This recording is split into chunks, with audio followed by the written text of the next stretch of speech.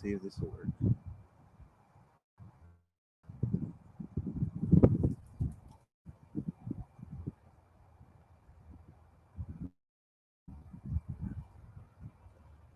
Grand Rising, everybody. We're trying a new location. That's why I started out late.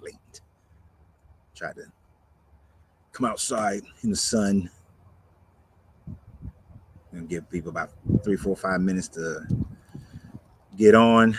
Welcome to the live. Welcome to Wildlife Religion with Coach Renz. And today we are going to talk about Super Bowl halftime shows. Are they satanic or Illuminati rituals? So I know that some of the people who normally follow me, we probably have disagreement in this one all day long.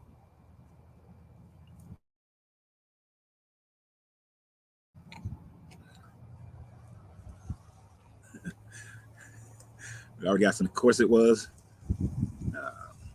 If you're on Instagram, I won't be able to see your comment until I click over there. But we got some of course it was.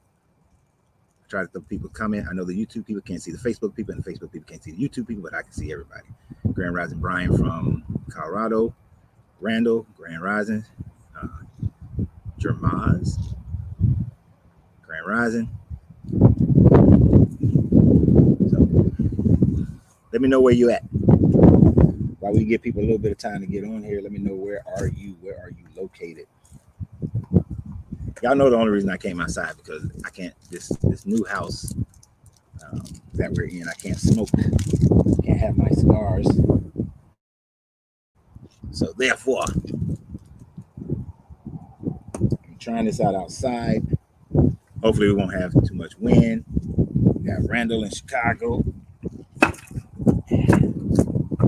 You can flip that over. You have access to this ashtray.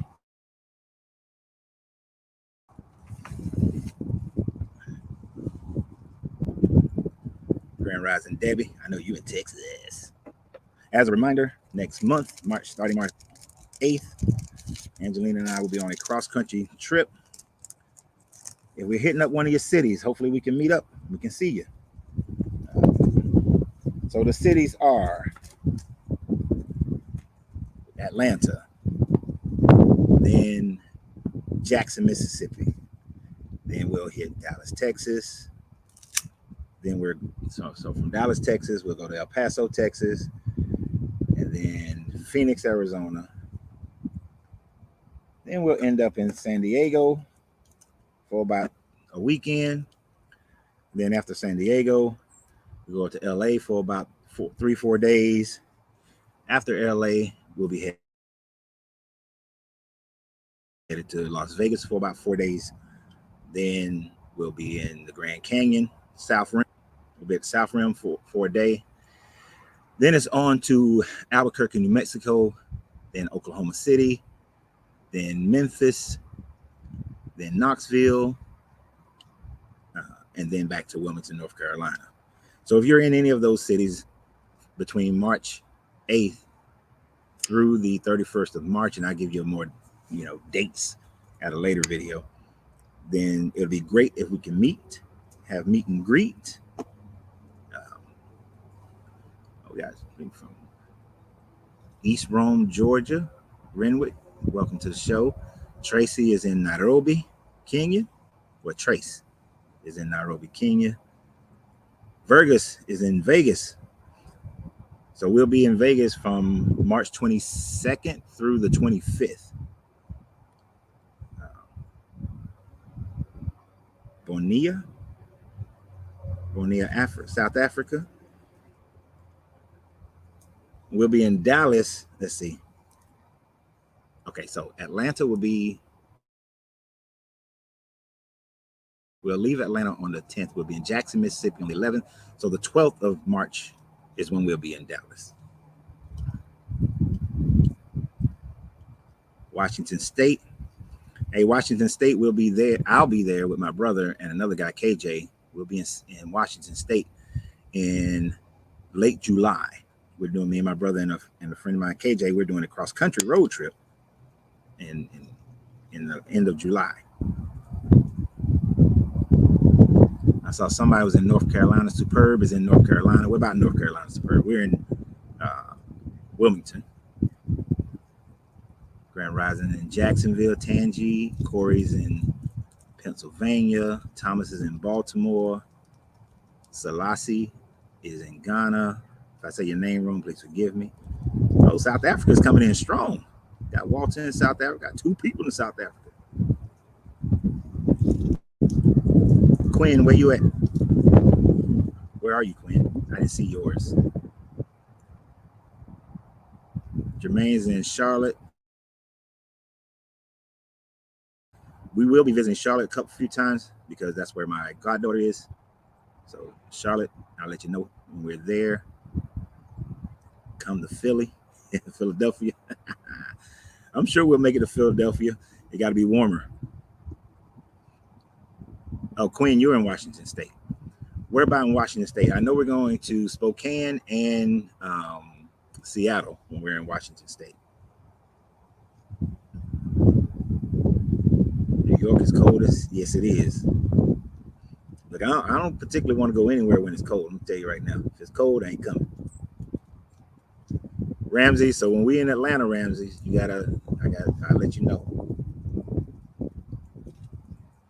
That'll be the 8th, 9th, and then we're leaving on the 10th of March in Atlanta. Rosebud's in Indiana.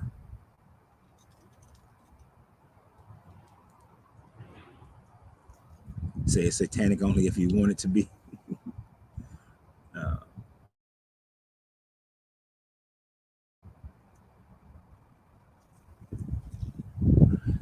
Coming outside does have a little bit of a messed up thing because I cannot see where the mouse is that well.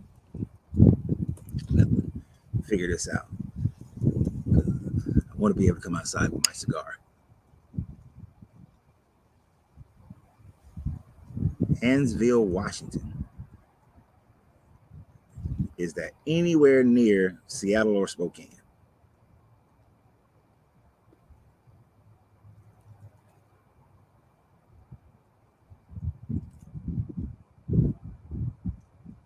I've got to find this mouse. Oh, there it is.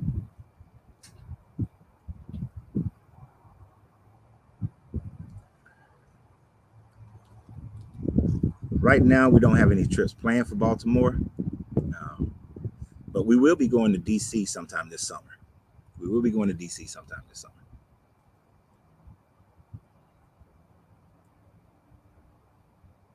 6 hours from Spokane, depending upon the ferry. Grand Rising Renee. That seems pretty. I know we're going to Seattle, so that might be a closer for you.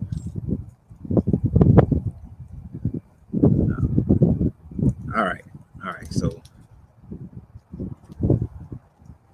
let's get into this.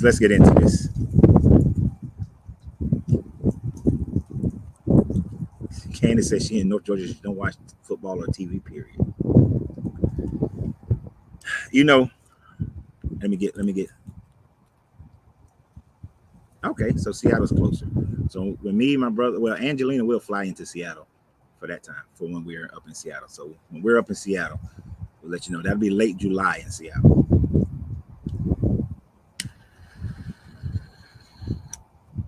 So who thinks the Super Bowl ritual, the Super Bowl halftime show, is a ritual?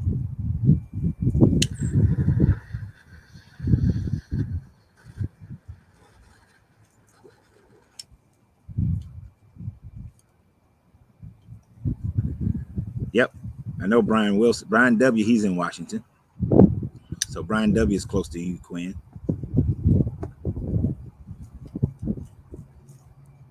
Who all thinks the Super Bowl halftime show is a satanic or Illuminati ritual?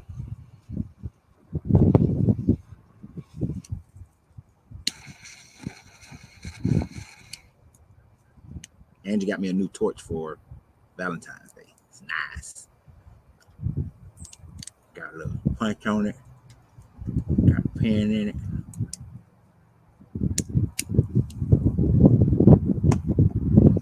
Candace says she believes it's part of the Illuminati.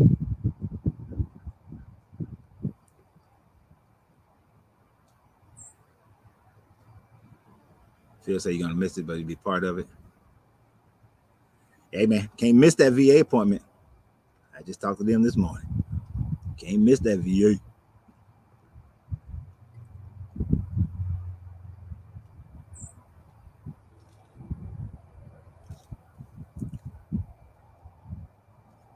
Debbie says no.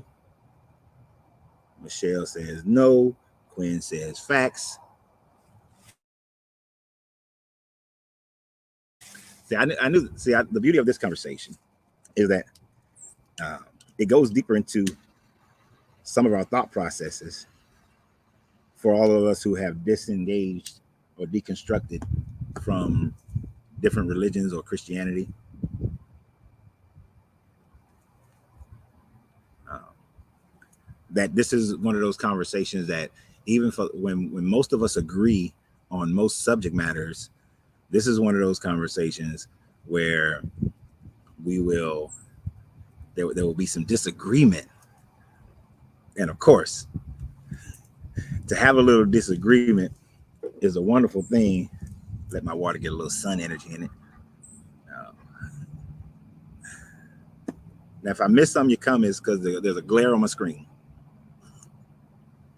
I got my coffee. I got my cigar. They're all pawns of the Illuminati.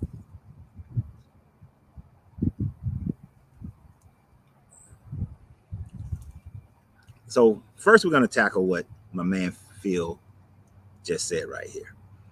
I think the Super Bowl is a deterrence to make you not care about what else is going on in the world. And there are false flags that are put up all the time. Things to distract you, things to make you not pay attention to what's going on in the world. And we know the Romans used the Colosseum to do that. That if you give the people games, you control you can control the mob, the chaos of the mob. So we know that games are a deterrent for people to not pay attention as to what's going on, to get so emotionally invested in a football team, a basketball team, any of those things. Say my coffee's way too white. Hey, it's that Blue Mountain coffee with some caramel macchiato cream in there. Don't get mad at me because I have coffee with my cream. But we know those things are distractions. Just like sometimes if you pay attention to when there's a bombing or some other event that's going on in the world, one of the things you'll see is Congress or president will try to pass some bullshit while people are not watching. Like, I don't know if many of you guys remember, but when France had a bombing during the Obama administration, a lot of people didn't notice that during that time frame that France had that bombing, Mexico signed an agreement with Guatemala to allow for Guatemala to transport their prisoners to the Mexican-American border, right? And they would transport their prisoners there and then give them this little comic book to teach them how to get into America and get services. And people didn't pay attention to that or notice it because they were so focused on pray for France and all this sort of thing. So I can agree that these games are often used to distract people. Oh, Jamaican Blue Mountain coffee beans? Hell yeah. Yes, that is great. I don't like mouth noises, so I was just playing with that one. But is that bread and circus? But so people didn't notice when that happened. And there was an influx of crime, of course, that happened right after that, because Guatemala sent all their worst criminals. Like when their prisons get full, they do that. When Mexico's prisons get full, they do that. But nobody paid attention to that happening, right? And I'm gonna go ahead and tell y'all, don't get mad at me. If you remember, right, when Trump started running for office in the very beginning, and he was saying that Mexico sends their worst, Guatemala sends their worst. That's what I figured he was talking about. Now, he started saying some crazy ass shit after that. But when he said that part, I understood what he was talking about, right? Because I was paying attention at the time frame, and I saw when Mexico and Guatemala signed that treaty. And per the job I had in the military, that was one of the things that we were briefed on, that kind of things happens. So even though I don't agree with that guy in most of his stuff, you know, a broken clock is right twice a day, right? Isn't that how it goes? A broken clock is right twice a day. I keep wanting to say a broken clock is twice. A broken clock is right twice a day. So they say 6 CEO Nigerians. Oh,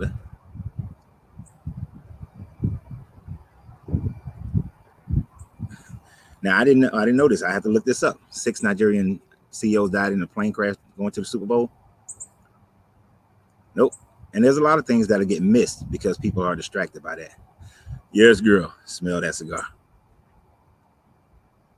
And this is a Nicaraguan, and I likes my Nicaraguans.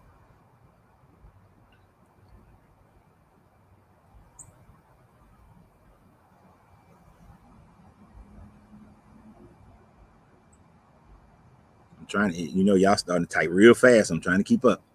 And look at what's happening with the young immigrants who beat the bricks off of an NYPD officer and then flipped the middle finger at the news cameras while leaving the courtroom. I didn't even know about that.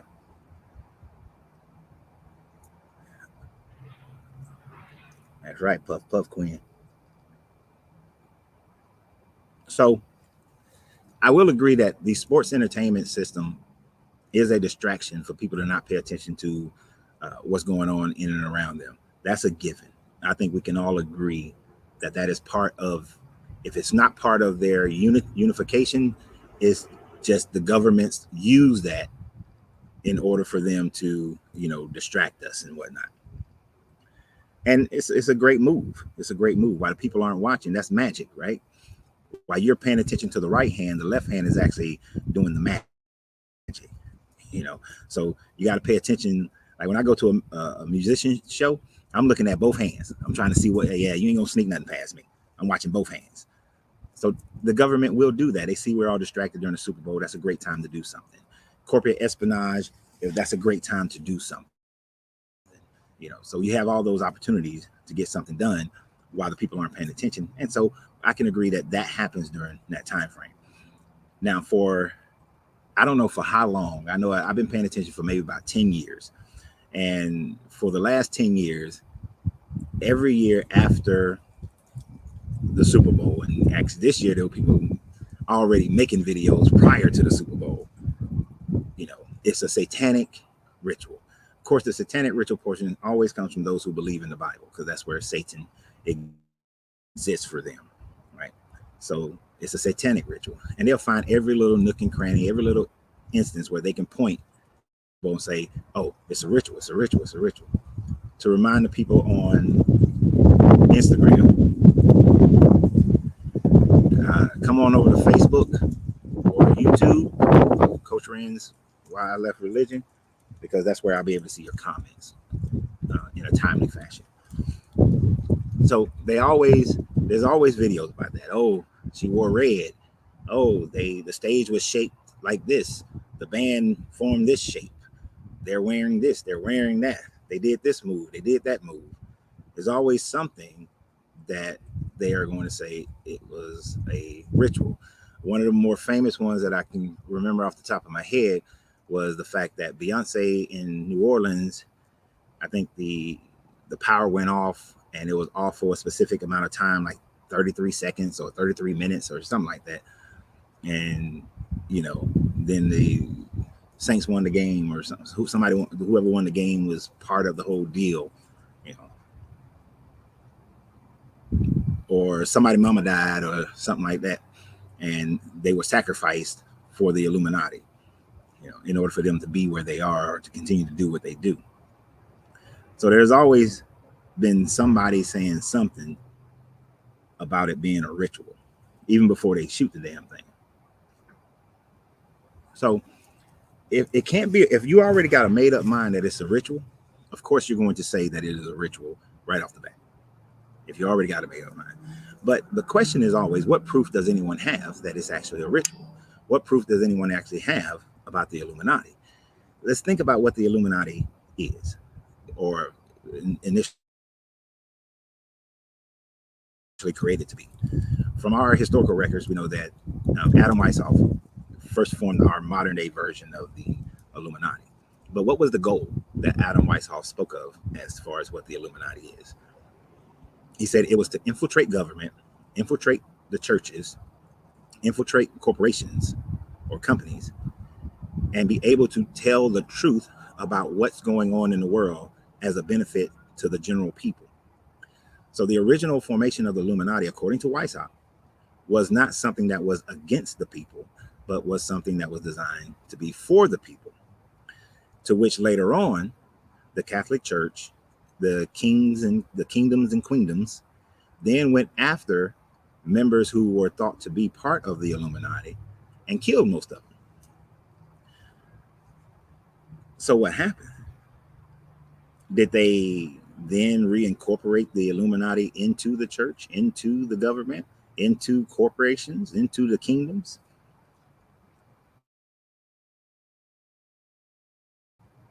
Or has the Illuminati become more of a urban legend nowadays? Because people claim that every entertainer, every rich person, every politician is a part of the Illuminati. There were people saying that, oh, Usher been worshiping Satan his whole life. Now, not that I know the man in deep depth. I don't.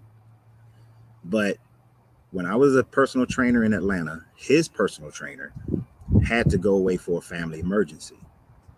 I trained that guy's aunt. So when he was telling his aunt recommended that I finish his training for about 6 weeks. During that 6-week time frame, he was pretty much like Christian from what I saw. He was praying before, he prayed a lot and all this sort of thing, but he was Christian from my perspective. Now that's only 6 weeks of time, 6 weeks of time with the man. We didn't have a whole bunch of in-depth conversations. It was, I'm here to train you. I did my training and I got the hell on. Right. 6 weeks later, the guy came back. I went back to my normal schedule of training. I got back to my normal schedule of training.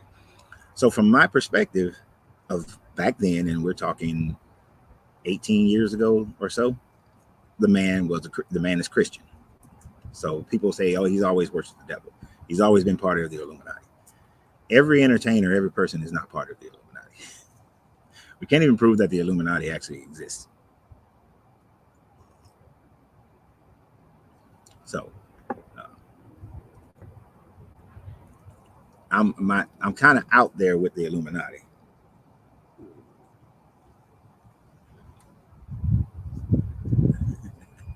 Do you believe that the Illuminati and the Freemasons are the same thing? Absolutely not. Absolutely not. Now that I can't speak on personally because I have reached the rank of a 32nd degree Mason. I don't practice Masonry right now. Haven't for the last few years. But I have friends and family members who are much higher than me. And there's absolutely no indication that the Illuminati and the Freemasons are the same thing. Now, do these organizations cross each other? Sure. Like Shriners and Masons, you might have a person who's a Shriner and a Mason, a Rosicrucian and a Mason. So you'll have people who are in multiple organizations. And of course, the excuse is always, well, only those at the highest know the real thing. And everybody else is just kind of following along and they don't know the real thing. But there's a lot that I can tell you, and there's a lot that I can't. But as far as like, do Masons worship the pentagram, or do Masons worship Baphomet and worship anything? No. If you go to an international meeting of Masons, you will have Muslims, you'll have Buddhists, you'll have Hindus, you'll have people who have Christians, you'll have people who are Wiccans, you have people from pretty much Ifa, every goddamn religion is pretty much represented at an international Masonic meeting, right? just like every culture is represented at an international Masonic. So uh, to say that they're worshiping or we are worshiping other deities or somebody else's deity, no. Only thing you have to do is you have. Here's the thing about Masonry: if you worship, the only religion you won't find in Masonry is people who worship an evil deity.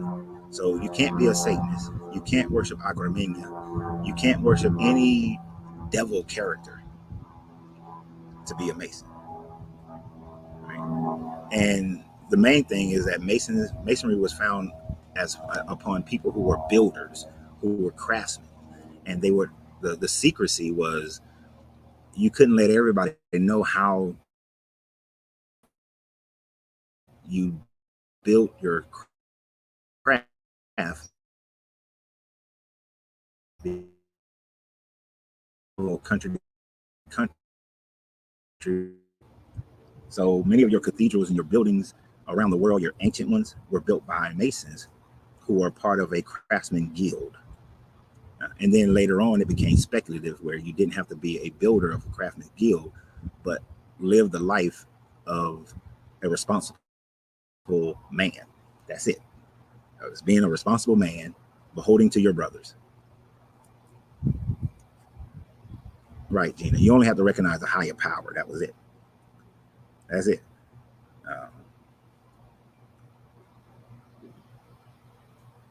And the thing about it is, you don't even have to identify that higher power. You don't have to, like some, they'll have a true Masonic temple would have a Bible, a Quran, and possibly the Vedics, depending upon the community you're in, on the altars and whatnot. So, and you can choose when people do their swearing in, you can choose whatever you want. Like I did all my oaths with the Kabbalion. I didn't do any oath with the Bible or Quran or none of those. I brought in the Kabbalion and I said, this is the only book I do an oath on. It's the Kabbalion. When you get to as you move from level to level, it's the Kabbalion. I'm not putting my hand on the damn Bible. I'm not putting it on the Quran. None of those things.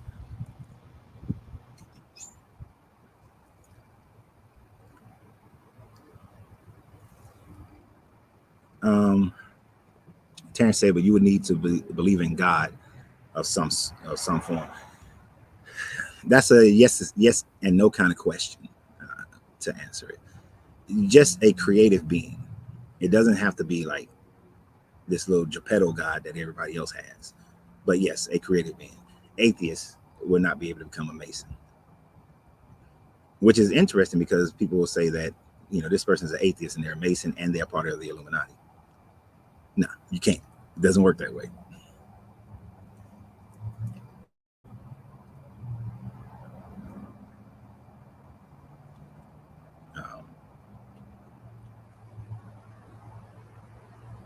Trying to keep up.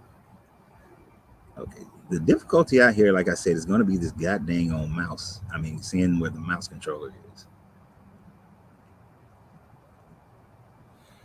No, Maggie, this is not a conspiracy theory page.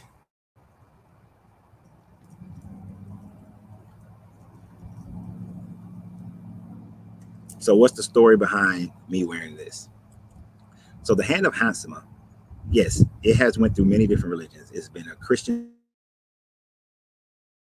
symbol in the Middle Ages. It's been an Islamic symbol. It was the Janus symbol.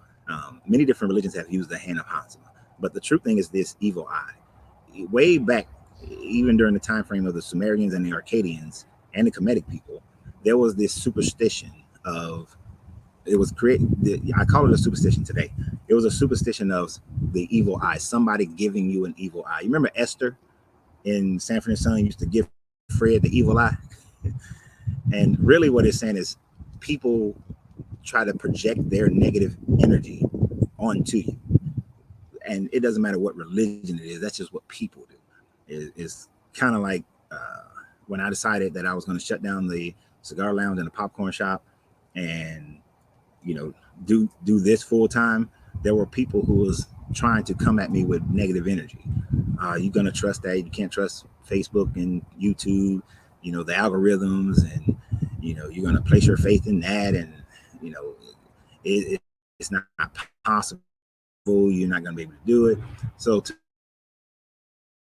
me, that's their evil intention. That's their evil eye. I wear symbols to remind me to project my energy or defend with my energy of the negative energy that people put towards me. So for me, that is what this is for. The fact that other religions have picked it up and used it for different rationales, because in Christianity in the Middle Ages, this was used for fertility and to ward off the Lilitu or Lilith from killing babies, because they didn't understand what crib death was. So it's just like the swastika. The swastika, you go to India, the swastika is all around that place, but it has a totally different meaning than what the Germans made it into.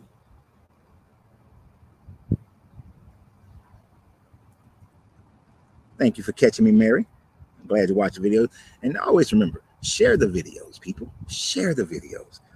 Because if this is to work out, it's going to require you guys watching the videos and sharing the videos.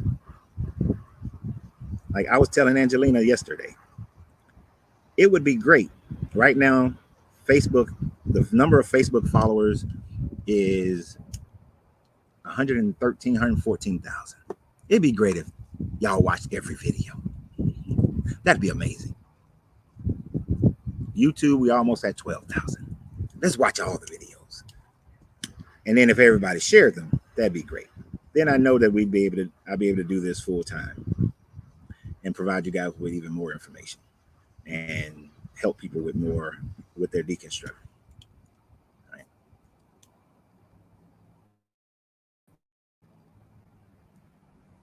I don't know why you didn't get the notification, Brian B. I even posted an hour ago that I was going live.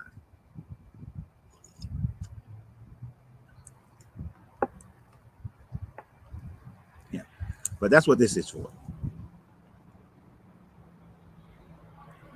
So the time zone is a killer. Yeah, I know. Oh, and by the way, when we're going cross country, the time frames for doing the shows are always going to be after 3 p.m. of wherever I am, because we will probably won't even get to the hotel till 3 p.m. And when we're on the West Coast, ain't no way in hell I'm getting up at 7 o'clock and doing a live.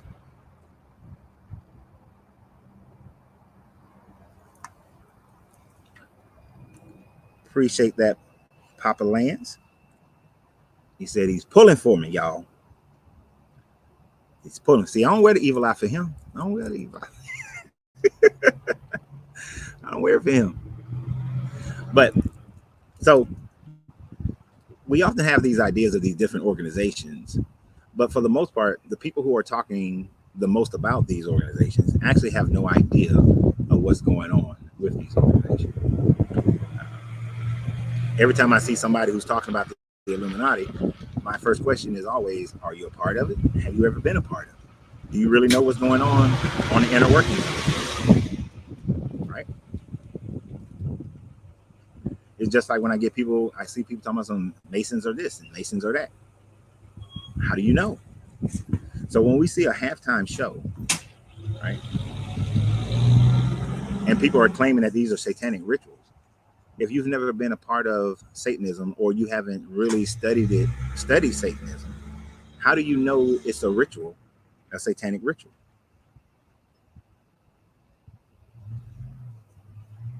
How would they know? I'm all about facts. Give me some facts. And yes, Stephen said it perfectly. Satan doesn't exist. So how can it be a satanic ritual when the being doesn't exist? It can only be a satanic ritual if you believe in Satan, right? You have to believe that Satan exists.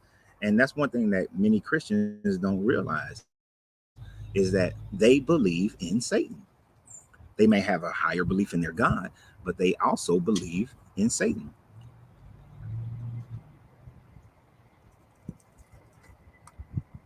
I saw it for a second. Somebody asked me, do I believe that God exists? Not the gods of any of these religions. I just accept the all, that they're the creative mind and we exist in the mind of the all. But it's not some, Geppetto and everything. Right? So people always want to say that this Satan exists. Satan, One of the books that I've always recommended to people is Outwitting the Devil by, um, what's his name? Hill. You know, he wrote Think and Grow Rich, but Hill, whatever Hill.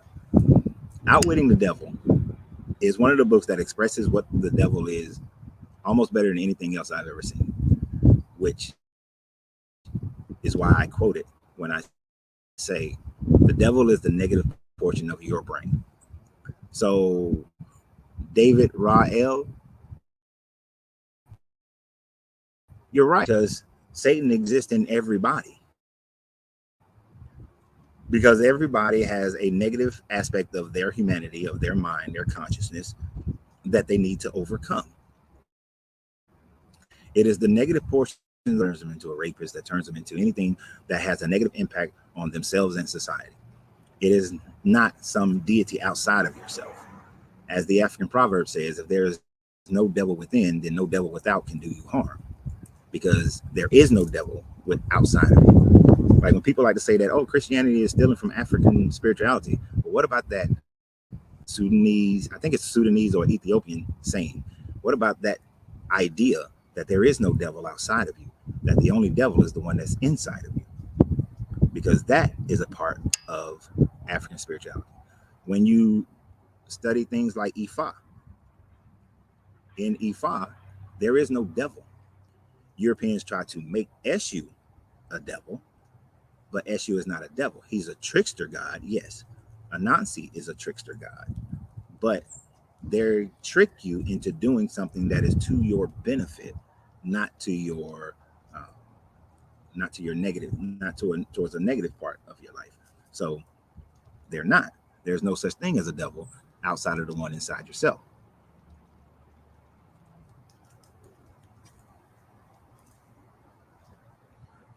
I like what Astor Buell said. If the concept of a devil doesn't make any sense, why would a God create something that can equal you in power? And you wouldn't. There's absolutely no way that it would, because you wouldn't create something that's equal to you. Because no matter, why would you create your adversary that could beat you? But that's just a question of duality. You cannot have good without evil, just like you can't have hot without cold. And really, it is just temperature. There really is no such thing as hot or cold. It is just temperature. I know people try to say scientifically that which one, cold doesn't exist. There is only heat and lack of heat. Well, the lack of heat is called cold. But the real thing that exists is temperature, is vibration. The faster the vibration, the more heat is generated as a result of that vibration. The less the vibration, the less heat is generated. Based on your perspective, you're going to have hot or cold. Last night, it was cold to me. Right now is nice to me, but to some, right now is cold. To my folks up in New York and Baltimore and Washington State, this shit right now is probably hot to y'all. It's probably hot to y'all. Let me see. Just so I can rub it in your face and make you feel bad. Just to rub it in your face a little bit, make you feel bad. Like right now it's 59 degrees, right? Where I'm at. We got a little breeze. Well, it's 61 degrees, but because of the breeze, there's a feel like of 50. Nope, it just switched. It's 62 degrees, but there's a feel like of 60 because of the breeze, right? To Brian W., this is hot. This is noise. And see, Julia said 7. If it ain't 70, it's cold. So it's all a perspective. Good and evil are the same, although there are some absolute evils, right? There are absolute evils. Murdering somebody is an absolute evil. Raping someone is an absolute evil. Anytime you're taking away someone else's freedom of life, liberty, and the pursuit of happiness, that is one of the things I do like about that's in the Declaration of Independence, or it's in the preamble. It's in one of them. things in the preamble. We all have the inalienable rights of life, liberty, and the pursuit of happiness. Anything that goes against the ability for somebody to pursue those things and have those things, that is an absolute evil. Anything else is a perspective evil. Anything else is a perspective good, right?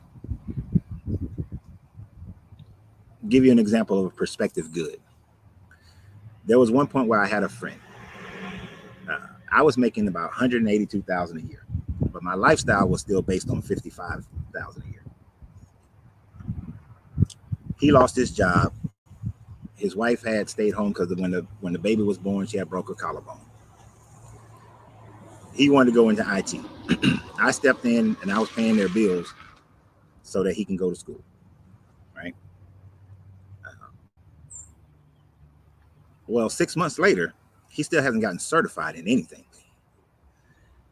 So to me, I thought I was doing a good thing. But then our other friend came in and he was like, look, you're being an enabler because he ain't going to do shit because you're paying for everything. So the different perspective. Now I did go wind up by the 8th month. I was like, nah, I ain't paying for this shit no more. Yeah, you know, I had plenty of time to get a few certifications. I got my first 4 certifications in 2 months. So this is bullshit. So where some may say I was doing a good thing, others said I was doing a bad thing. Perspective, different perspectives on it.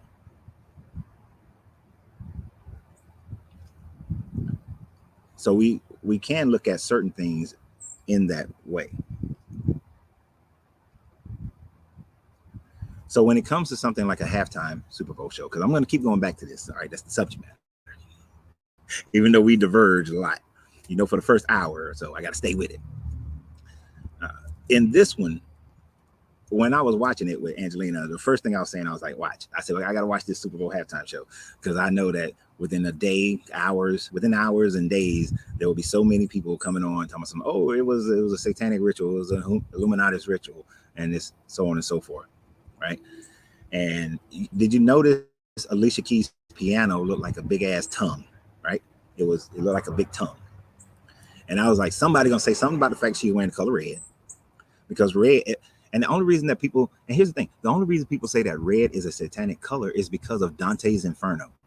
When Dante's Inferno came out, he created the imagery of the devil being this red being with the horns and the forked tongue and the tail and all this kind of thing. Prior to that, there was no imagery of the devil being red and all of that sort of thing. Most of them took their information from the Gospel of Thomas, and I mean, not the Gospel of Thomas, took their thought processes from the books of Enoch, especially the Slavonic book of Enoch that described the devil as this beautiful angel, right? So the devil wouldn't be an evil looking thing. He would come to you beautifully, according to the book of Enoch. But Dante changed that. So now they're looking at her red outfit and they're looking at the tongue piano and saying, oh, see, the satanic thing, the music, the lyrics, and that tongue vibration that creates words, and that's the evil, that's the satanic ritual. And they were singing the song My Boo, you know. Isn't that what it's called? My Boo? Yeah, that was the song that they were singing. So people were all up in arms about that.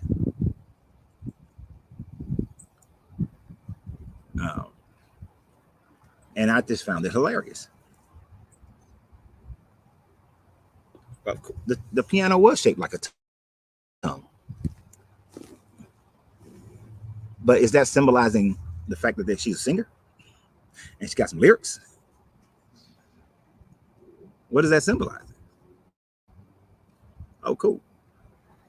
Alan's a member, so I got to, post him up there. Thank you for being a member on the YouTube page.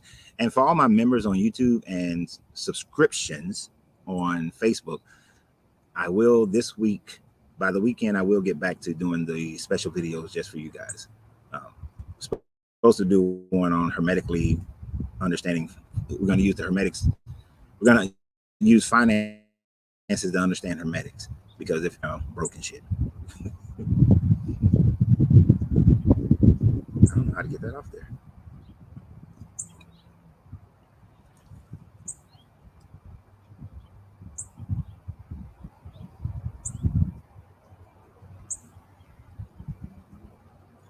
But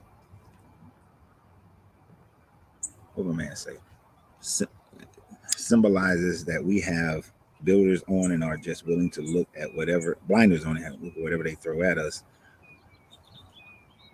Or was it just entertainment? These people are performers. So they're there to entertain. They're going to entertain. So they're singing a song, a duet that they had made that was a big hit of a song. So why wouldn't he have her on there? He had a whole bunch of other people on there. They represented the A like a champ. Atlanta was big time represented. So I was feeling some kind of way about that. Got my Atlanta all up in there. They sang a song that was a popular song. Like most of the songs that he sang were some of his most popular songs. I didn't see anything satanic about her wearing the color red.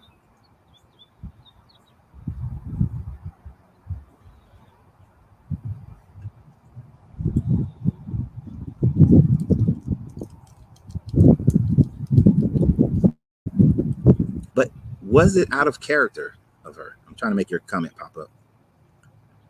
So she's a deeply spiritual person, at least. True. But the tongue can represent multiple things depending upon what you're talking about. If you're a Christian, then what did they say? Christians say, I don't know if she's Christian. I don't know what Alicia Keys claims as her spirituality, but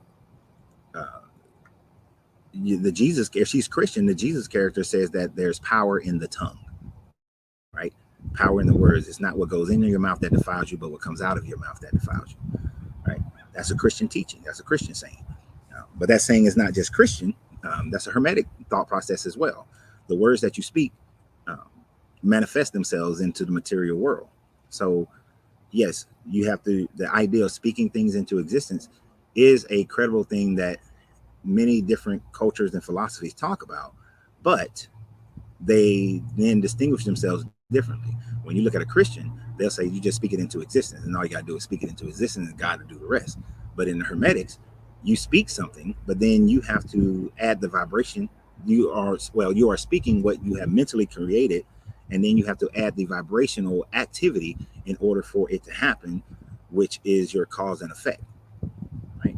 Christianity has some of that, which is saying that faith without works is dead, but then they go and throw you off with all you got to have is faith. I mean, that's some bullshit.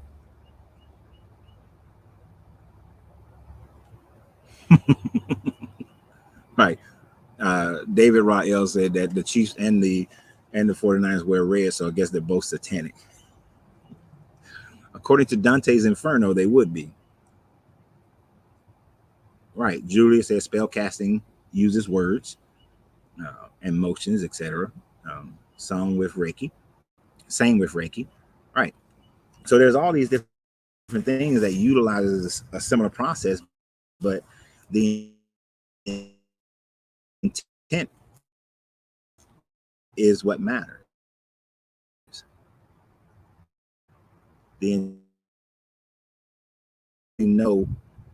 Usher, Alicia Keys, who else was on that stage? Should know since they was Atlanta people. But all the other Atlanta people who was on there, unless you know those people personally, you have no idea what their intent is.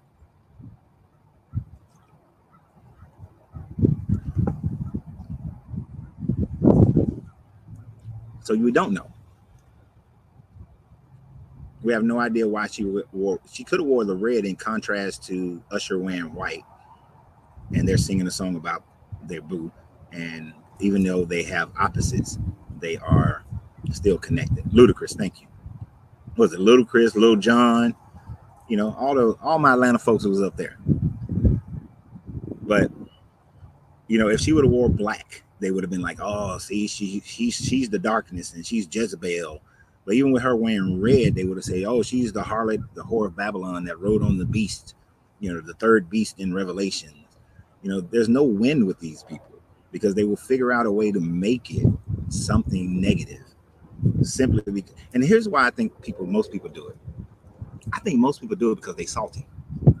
They salty about these people have worked, put in hours and hours and hours before they got famous and put all this effort and energy into their craft. And now they're on top. They're getting paid for it. They're doing all these things, and they have a better financial life, a life that these people wish that they had.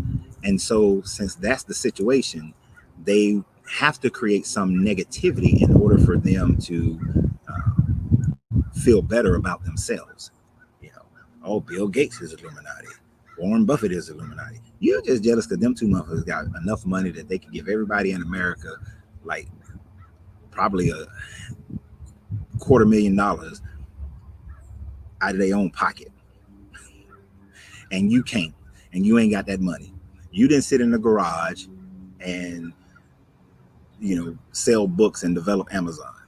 You know, your ass didn't spend. I have a little nephew cousin. I call him a nephew cousin because he's too young to be calling me cousin. He call me by my first name. I got a little nephew cousin. Call me Uncle Wayne. My family calls me Uncle Wayne. I just spoke to his mother last night, and I told her, look, don't tell nobody else in the family, but when you're taking him to these AAU tournaments and you taking him to these different camps and doing all these things, let me know, and I will help with the cost, right?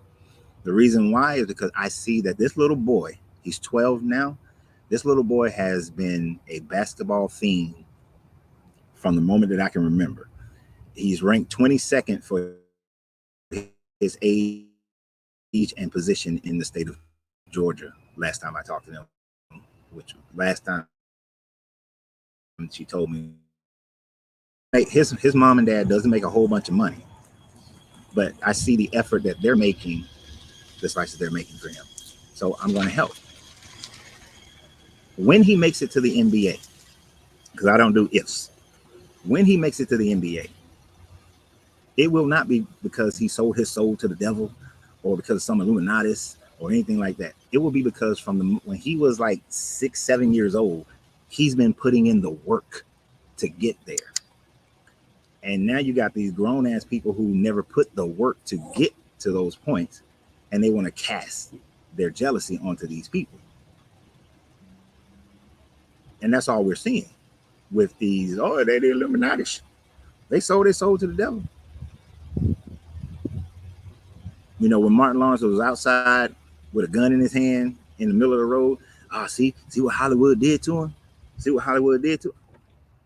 Do y'all know the stresses that man has been under? Do you know the stresses that he was going through at that time frame? Do you know what was going on in his personal life? Without knowing those things, you don't know how that man would have reacted. If you were going through those things, do you know how you would react? You don't know. Right? You wouldn't know at all. And see, that's one of the things, like I know personally. If some of y'all went through some of the things I went through in the military, people respond differently. Some people will freak out.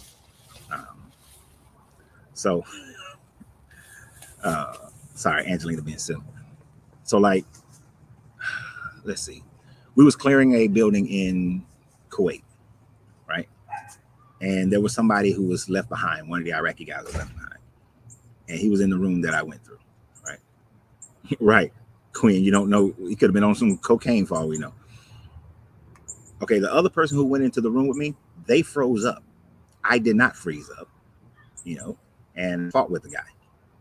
And we, at the end, long story short, I had to knock her through a glass window, and we fell about 3 to 4 stories into like a grassy area because a grenade dropped off his belt. I didn't know if it was live or not. Wasn't trying to find out. She froze in that situation. I did not. You see what I'm saying? Now, how many of you would have frozen? Now, we like to think that we wouldn't freeze, but how many people would freeze in that situation? And all their training goes out the door, right?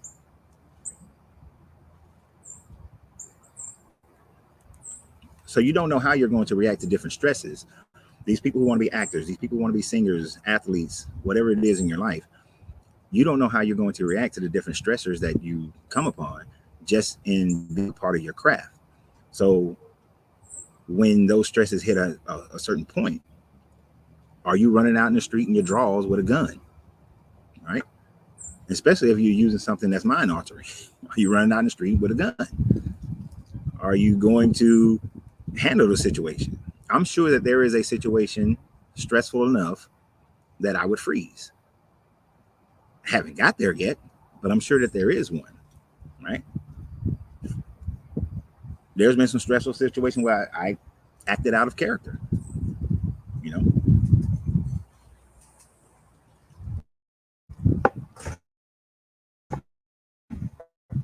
Didn't act the way I thought I would act, but it happens. Hold on, y'all.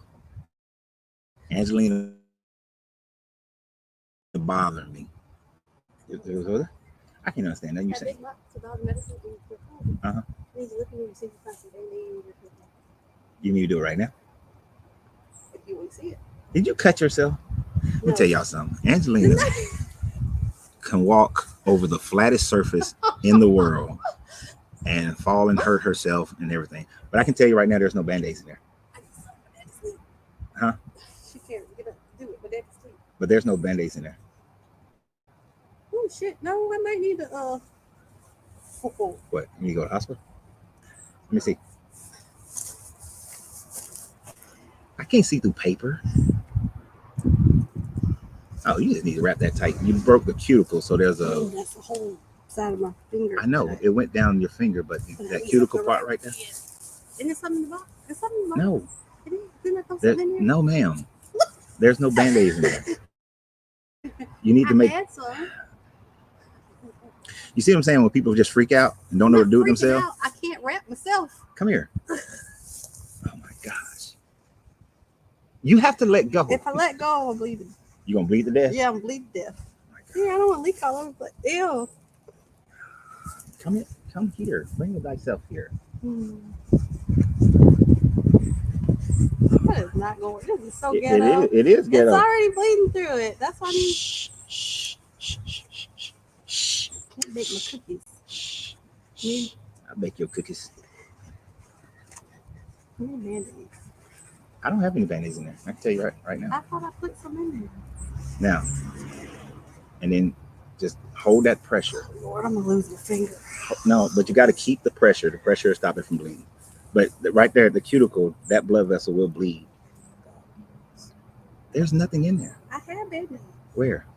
I put them in that box outside, right along with dogs that I borrowed. Y'all hold on for a minute. I had to dress her wound. Let me go look at some. You sit right here. No. Sit right here.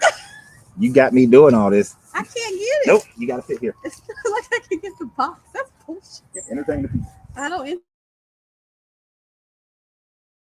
entertain the people. I'll sit here, but I'm not entertaining. Just sure you said put some super glue on it. Ain't no way in hell.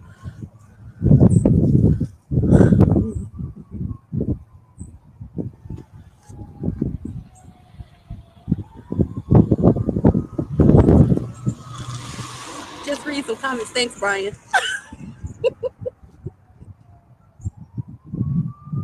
Hi, Trauma.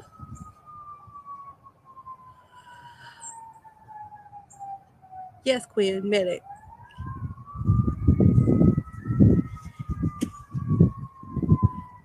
Thank you. Happy Valentine's Day to you as well, Brian. Hi, Suyin. Probably mispronounced that. But hi. Yeah, happy Black History Month to you as well.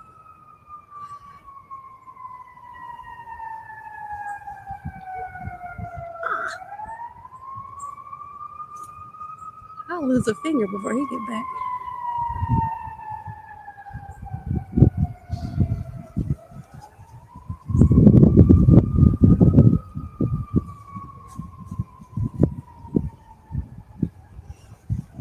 I believe you, Angela, that it works, but super glue?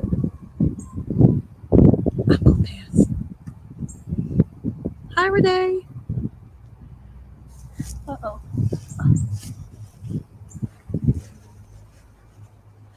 Yeah, Maggie, nah, I don't think so. No ambulance. See, I told you. Okay, you're right. Okay, he's back. No, sit right there. Gosh. Like a big old baby. For real, Brian. I'm surprised you ain't tripped when you sit down in the chair. You almost fell. Boy. You don't need more than that. Ma'am. Sir. You see that little ass bed there? This is what I found. Okay, move your thing.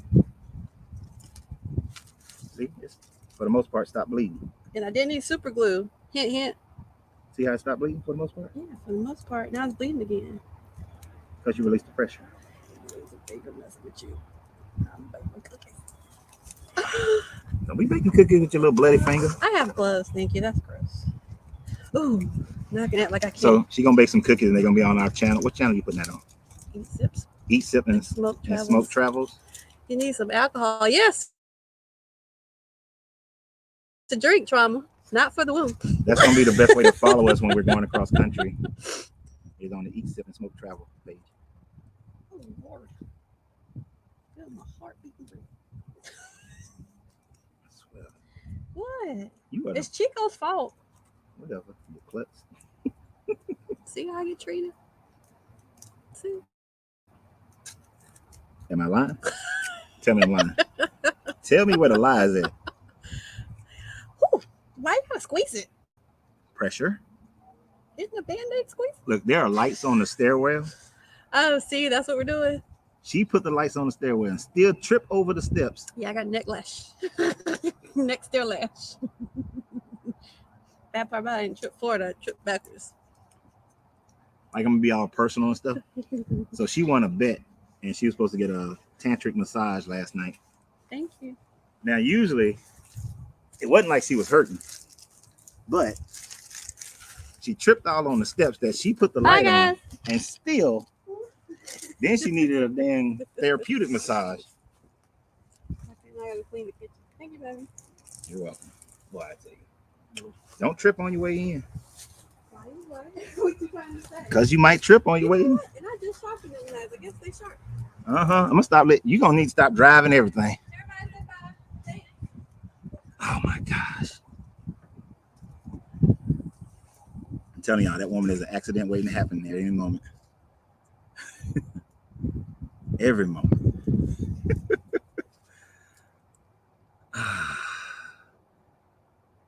Clumsy is cool. Oh hell no, Slaughter. Terrence, I don't do that. Happy wife, happy life bullshit. That shit go both ways. Happy spouse, happy house. That's how I do it. Everybody got to be happy. I did the happy wife, happy life thing once, i.e. divorce. Because that shit don't work. Folks get comfortable. Anyway. All right, it's a two-way street. I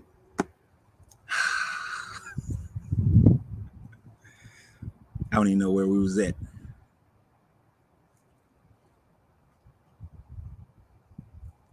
I don't even know where we was at. I mean, y'all important, but of course I got to. She's more important than y'all. Yes, Renee. She is always. If you've been on here long enough, this is not the first time that she's interrupted the broadcast because she fall or trips or cuts herself or something. And then I always mess with her because I always tell her, I say, you know, that little light skin you got, you're going to have people thinking I'm abusing you.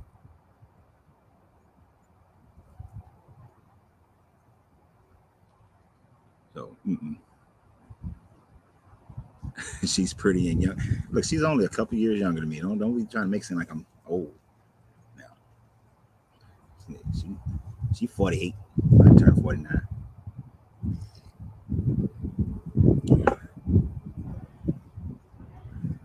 Nope. Y'all see she not jumping hit on you. Gonna stop talking about me. Well, whatever. Oh, y'all was talking about Nancy Reagan. My bad. Angelina fall in the same category though.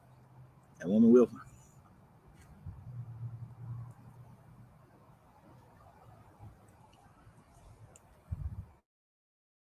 Angelina, can you go and post the link for Eat, Sip, and Smoke on the Facebook page, please? Post it on here because I know you're listening. So anyway,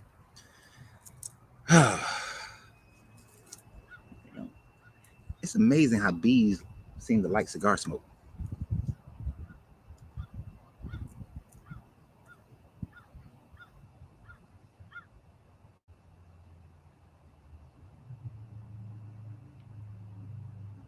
All right, so let's get back to the conversation.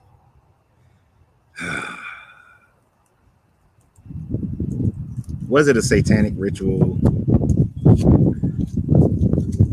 I still say no. Symbols can mean whatever you want them symbols to mean. People can make it be whatever you want it to make it to be. Energy is whatever people put out. Energy comes from us. It comes from everything around us. There is no outside energy that forces you to do anything unless your personal energy is already susceptible to it. So unless you're susceptible to the energy of being broke, the energy of being unhappy, the energy of like the energy of being unhappy is a good one actually, because you got so many people who are pessimistic all the time and negative about everything, and so their lives are filled with negative energy. So if you look at Angelina's post, she just posted the link to Eat, Sip, and Smoke. Eat, Sip, and Smoke travels. But if you're always finding what's wrong with a situation, you'll always be in a negative situation because that's the energy you put out, and you're making yourself susceptible to it, right? And it always seems like negative things continually and consistently will happen to you as long as you keep thinking that way and you keep acting in that way.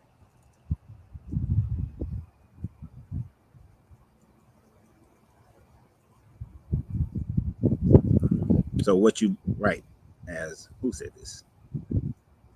Randot, Randit, Randat. I know I'm messing up your name, my guy. Said yes, there is power in believing. So what do you believe in? And that would be the exact thing, right? Uh, let's say I went into a mindset where I thought that this whole social media experiment was going to fail, right?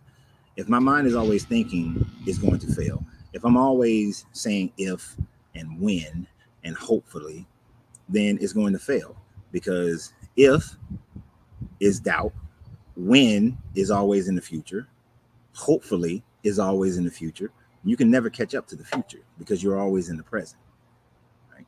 So I don't go into this thinking that this possibly may work, or hopefully will work, or I would like for it to work, or I want it to work. My mindset is always it will. Right? At some before Angelina got on here, there was 101 people on this live. I'm going to use that against her, definitely.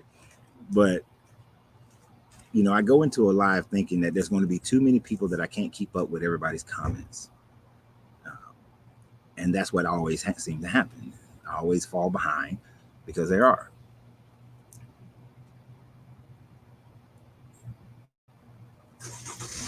And Brian W is right. I didn't read the whole thing, but if there was an Illuminati group out there, they're not going to be in front. The whole organization was based on hiding and infiltrating the churches, the government, and the monetary system. They're not going to put their stuff on Front Street. No. The whole, who is it? The Bilderberg Group. Are you allowed to go to a Bilderberg Group meeting and find out what they're talking about and what they're doing and what they're planning? No. Are you allowed to go to Bohemian Grove? Do they put out what they're doing? No. They were infiltrated once, but you're not going to be able to know what they're doing. No. You're going to sit up there and not find out, and you're just going to see the way the world moves, and you're going to be, most people wind up being the effects of other people's will. But you don't need to be in a group to do that. All you have to do is do it.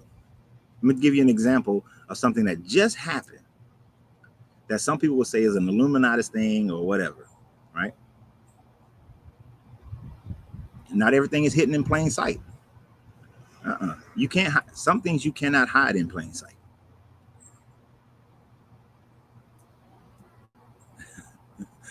You ain't allowed at my coaches' meetings. I'm the devil now too, right? You're not allowed to the coaches' meeting.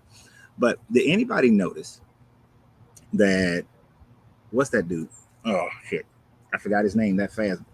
People keep on thinking that he's related to me. Kanye West, right? Kanye West, instead of paying for $7 million for a Super Bowl commercial and all the production that goes with it, he shot a video in the car while moving. The video looks horrible. It's not all beautiful and great and all that kind of stuff. We're gonna get to Ice Spice too in a minute. Breeze. And he said that he put his shoes on sale for $20 yesterday. That he made $19 million in one day. In one day. At Illuminatis? Or did he recognize that he is the product and that he can generate that kind of response on his own by dropping his price like that and making $19 million in one day? That he didn't need to create the big Budweiser commercials and the Verizon commercials and all these other commercials. That all he needs to do is go on there, because he has a large enough following, to just say, hey, I'm dropping the price $20 because I'm not going to spend all this money on production and a Super Bowl commercial. So $20, go to the website, boom, he gave the website, and people went out and bought that shit in droves. It's just good marketing. All these people have commercials during the Super Bowl because they know that's where people's attention is right at that moment. Kanye waited for the Super Bowl to do that because people's attention is in that space at the moment. And like, people are saying that the Ice Spice, she had an upside down cross. That cross is not upside down. And that she was given the devil symbol. That is not a devil symbol. That is something that Christians decided is the devil symbol. And then now that's what people believe it is. Right? And so they tried to make that into that. What is the deal with the You didn't see my video on that, Angela? So I did a video about that yesterday. Was it yesterday or the day before? So if you go through my video, go to the video part of my Facebook page, and you'll see that I did a video explaining how Christians were big mad about all that foot washing, and how you had the pastor washing the feet of a gay black dude. You had the Christian washing the Muslim feet. You had two men, older gentlemen, sitting there looking like they were in a relationship with each other, washing both feet in the thing. They were washing some girl's feet who was like a little gypsy. You know, this whole foot fetish thing was going on with that commercial. And Christians were big mad, saying that Jesus is not for everybody. Jesus don't say to go and wash everybody's feet or be accepting of everybody's lifestyle and so on and so forth. So it was, Christians were big mad about that commercial. I thought it was hilarious, right? Because I knew that it was outside of what the normal teachings of Christianity is, because Jesus was not all encompassing. You know, he was like, go tell the Jews and then go tell the Gentiles. They second class. Gentiles are second class.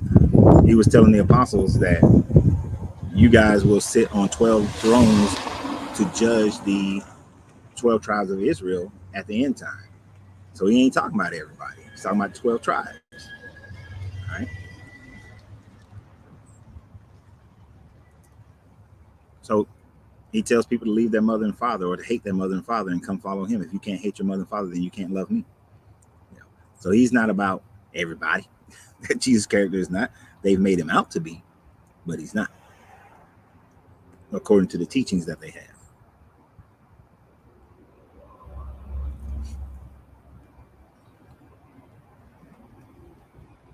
No, I do not believe that the people in Hollywood are all wicked.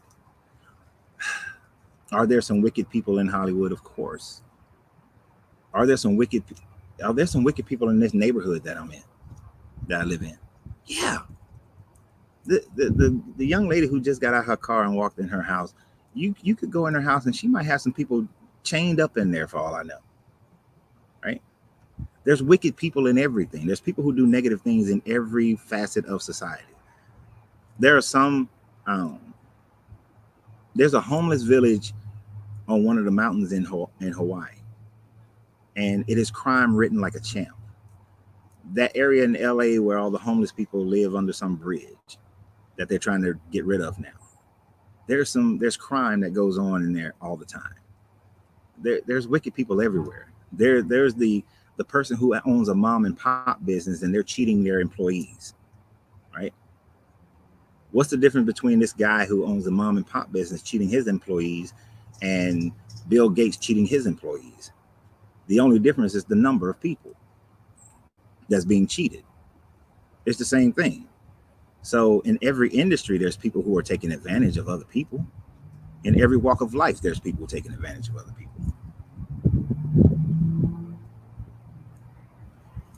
And some things that you do, you have to measure out how many people will it benefit and how many people is going to hurt. And then you still may do it even though you know it's going to hurt some people, right? If you've ever worked in government services or been in the military, then you know that's a thing that happens.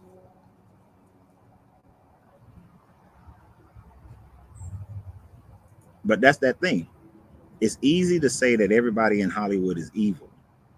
Everybody in Hollywood is part of the Illuminati. Everybody in Hollywood is, taking advantage of everybody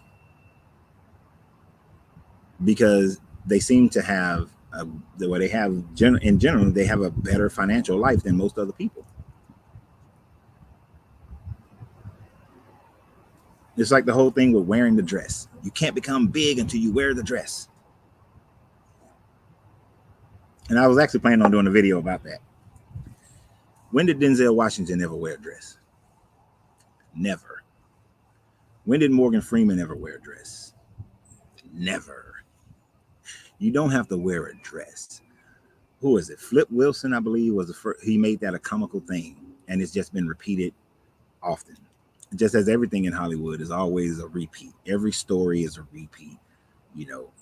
It's hard to have an original story.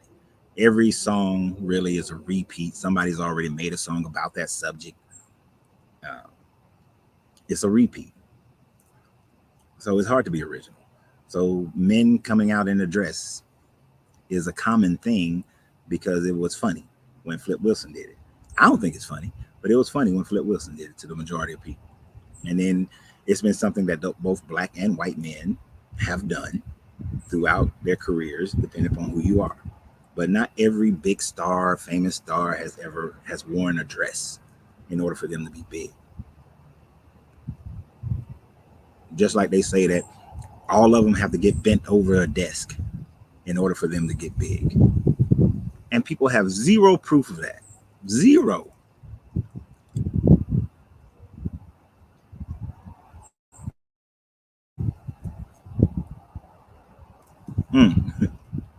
And this is something that I was going to bring up in that video. Since when was the dress the line? So back in ancient Greece, women weren't allowed to be in plays. So since women weren't allowed to be in plays, then men had to play the woman part. Now I know somebody's gonna come on here right now or later on and say, well, everybody in Greece was homosexual. This has absolutely nothing to do with this. This was based on the law and part of the subjugation of women. Women couldn't be in plays. So in order to have a female part, a man had to play that part and dress like a woman. Hell, during the Victorian age, men wore wigs, long flowing wigs. In today's culture, we would look at that and think there's something wrong with it. But in their culture, it was fine. The Scottish still wear skirts. Scottish men wear skirts. Other places may look at that differently. It's a cultural thing.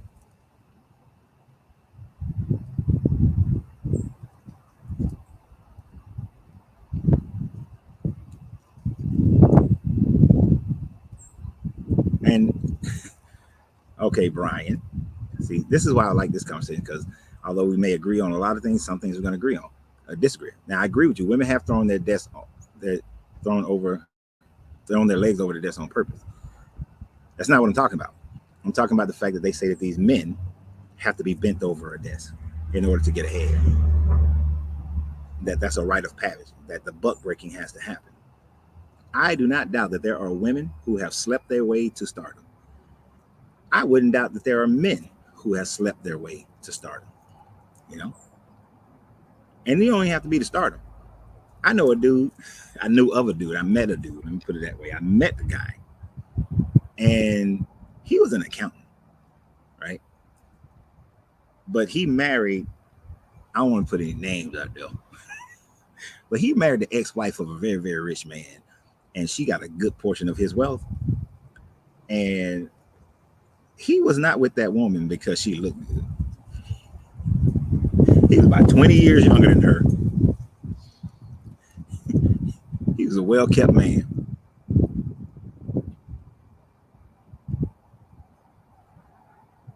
But people who are desperate for fame, like Brian is saying, they will do some things that will be out of character for everybody else. And I love how people lie.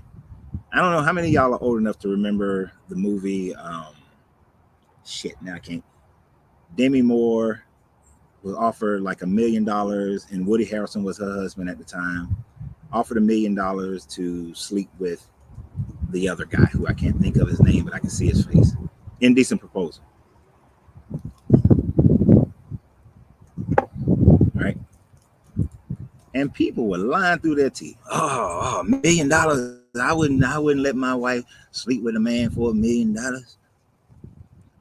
And that's because you haven't been presented with it. Oh, that was Robert Redford? Okay. That's because you weren't presented with it. I guarantee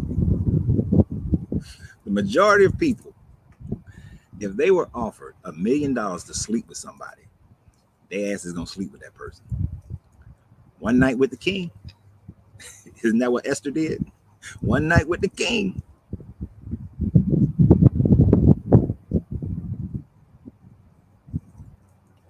Right. And sleeping with somebody for advancement doesn't make you satanic, doesn't make you evil. It just means you have a price. Right. And everybody has a price for something. Right. There is a price. Yours may not be $1 million, but then Bill Gates roll up on you. No, even better yet, let's go old and dusty. Buffett comes and offer a woman $10 million to sleep with his old dusty butt. How many women gonna say no to that $10 million for one night, which with Warren Buffett probably only lasts about 15 minutes at best? How many of y'all gonna turn down $10 million to sleep with old Dusty there?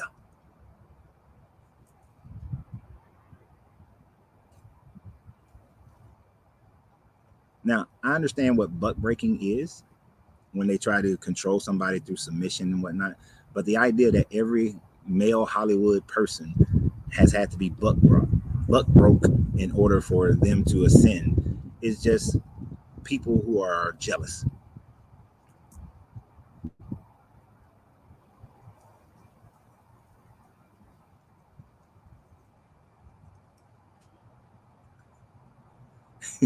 Brian said it. See, that's what I'm talking about. Brian said, I have more dignity in my left pinky toe. Famous never moved me. Yet, generational wealth. I may give it a second thought. Big facts. You're right. Ladies, let me tell you ladies something right now. Let me tell you ladies something right now. And if any dude on here says otherwise, you full of shit. I'm telling you right now, you full of shit. If an old dusty woman came and offered any man on here 10 grand to sleep with her, 10 grand. They ain't got to get into the hundreds of thousands or the millions. Every dude on here is going to sleep with that woman. I don't give if you say otherwise, I know your ass is lying. I know you are lying. 10 grand. 10 grand. What did Williams said? She had most would do worse for free. Exactly.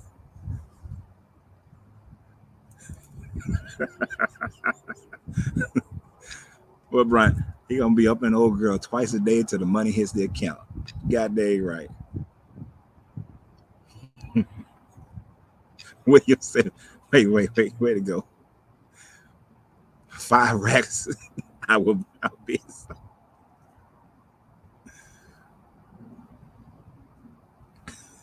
Maggie said, men are gross like that. it's not that men are gross like that, Maggie. It's the fact that men don't view sex in the same way as most women. A man can have sex with a woman with no emotions whatsoever. Most men can have sex with a woman with no emotions. Most men can have sex with a woman and not even be attracted to her. Uh, it's just not an emotional thing for us. It's just something to do for the most part. Now, when you do have a woman that you can develop that emotional contact with, it means more. But you can even, a man generally, because not all, just like not all women have to have emotions attached in order to have sex with somebody. Uh, most men can be in love, totally in love.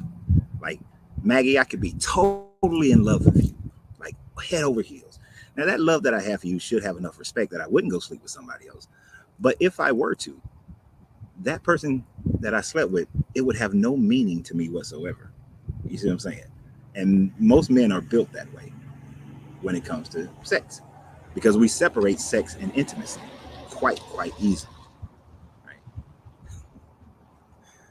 Now, I will say most women that I've ever encountered in my life have to have some type of mental and emotional interest in a man to have sex with him.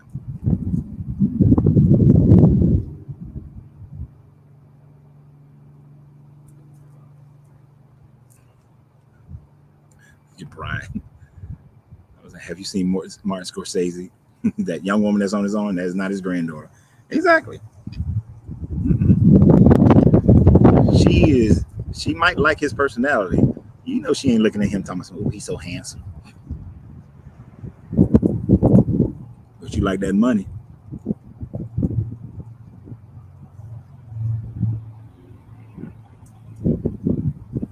But I couldn't see it. She doesn't stop some of us old biddies playing on paying, especially since we're our partners. Make it rain, exactly.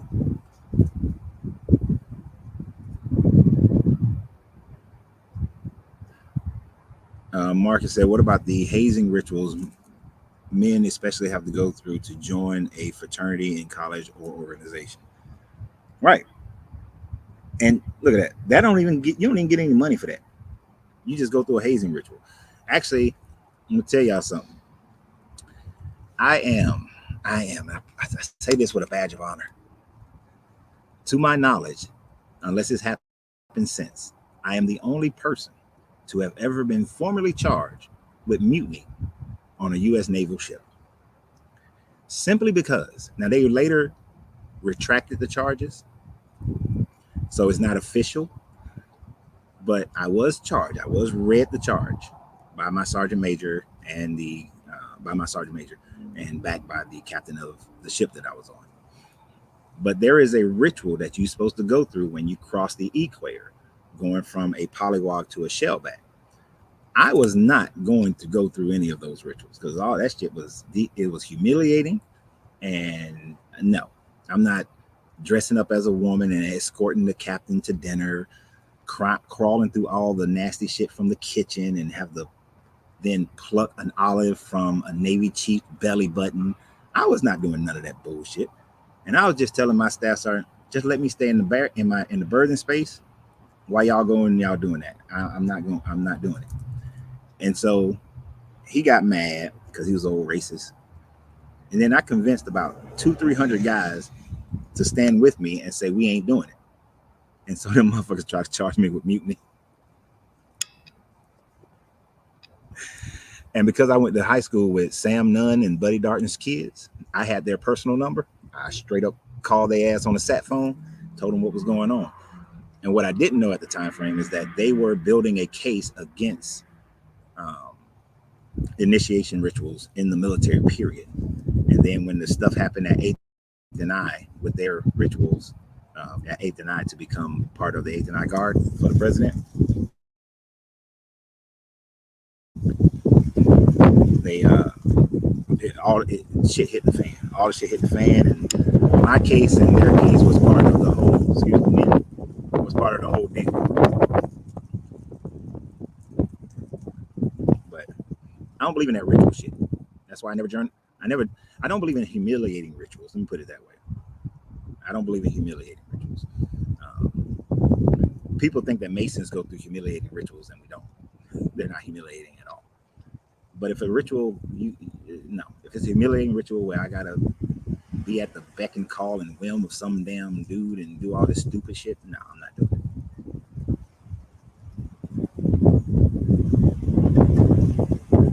It's like some people think that Masons you have to literally ride a goat.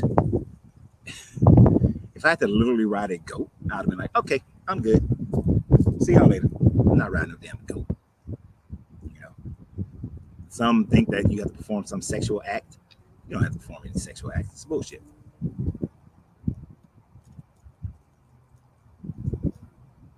You have to pull an olive out of a Navy chief belly button with your teeth.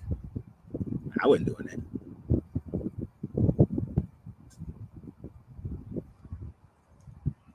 As far as becoming a shellback. And it's just to say that you sail south of the equator. I don't give a fuck about that. I go wherever the boat goes. It ain't like I was trying to go there on purpose. My focus was on the fact that we possibly was going to evacuate non-combatants from Angola. That's the only thing I was concerned with. I didn't care nothing about no damn shellback and polywog. Ooh, I sail below the equator. Look at me. Shit had no meaning to me.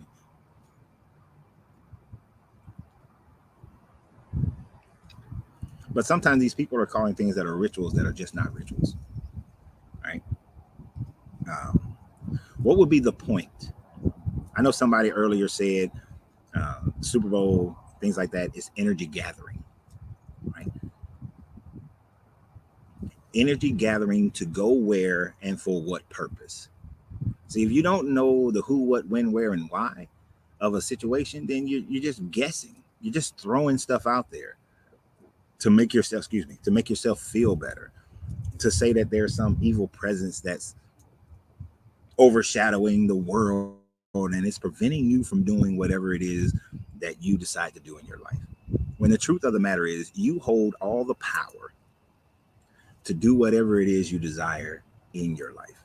No one holds that power over you unless you give it to them. So there were some people who were mad and making comments because me and Angelina went to the Celtics versus the Hawks in Boston. And it was like, oh, coach, I didn't know you went in for the Coliseum energy grab thing or whatever. No, man, I went to watch my favorite basketball team play against her favorite basketball team. And they play in it's a Coliseum type environment, because the best way for the fans to be able to view such an event, you gotta build a stadium. You gotta build a Coliseum. You can't go have playground seating and watch that. It's not gonna work. But it's like, I can't. No, I like my sports. I grew up playing sports. I'm gonna keep playing sports. Abraham, you lying if you saying you need 10 million to sleep with an old dusty crusty white woman. I said white, I didn't mean white, but an old crusty dusty woman. Period. Doesn't matter what color she is. And when black people are talking about this, we'll throw that extra in there. So my apologies to any Caucasians. It doesn't matter with the crusty dusty. It's just crusty dusty. Now, 10 million would be nice, Old crusty dusty, come over here in her little walker. Hey, Shani. Hey, Shani, I'll give you $10 million to give me that final night of my good time. I'll be like, hey, go on in there, take your vitamins. I'll be over there in just a second. Go on, light some candles. Make sure the room is dark now. Put them candles way in the corner. I don't want to see nothing. My hands gonna feel it, but I don't want to see it. But go on, set it up. I'll be right on. Put some Barry White on. But I'm gonna get this 10 million. And if Angelina has something to say, I'd be like, here go 3 million. What you got to say now? What you got to say now?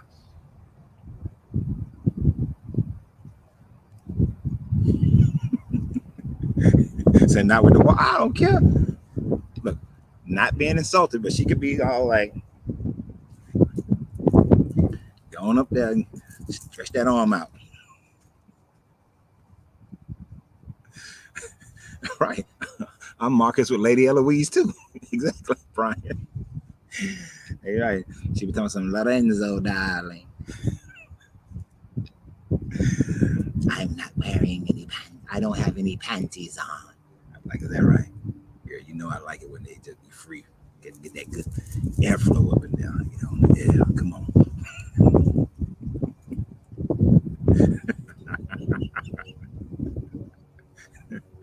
Angel said she's gonna deworm me later.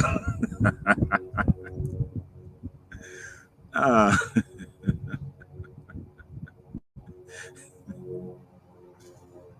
I ain't gonna lie about it either. You gave me 10 million. People like, did you sleep with that woman for $10 million? Yes, I did. I sure did. Yeah. What's your point? What's your point? I sure did. Yes, I gave her a good time too. I was all in there. I did everything. I did everything. I made sure because she might come back with another 10 mil. I did it all. I was all up in there, face all in there, everything, hands. I did it. I gave the massage, everything. Yeah, I gave her the night she won't ever forget because she might come back for another 10 mil. She might put me in her wheel. I sure did. I gave her my best. I stretched and everything, got myself ready. Yeah, got it all ready. Give me some watermelon. Get it all. Get myself right. Yeah, come on. Okay, let's get back to the subject. Y'all stupid. I tell you, I love y'all because y'all stupid as hell. All right, back to the subject. Um, I mean, like the energy gathering thing, right? Let me see what Stephanie said right here first. So I say that they did stuff with frequencies, and if you're looking for the other form of energetic manipulation, you'd want to look for the sigil symbols. Um, that's two examples of some of the BS they're exposing people during the Super Bowl, allegedly. and you know what? I was looking for that, especially on the throne that Usher was sitting on, the chair. I'm gonna call it a throne just to add more flavor to it. The throne that he was sitting on, I was looking at that throne to see if there was any sigil symbols on that throne, but I didn't see any sigil symbols on the throne.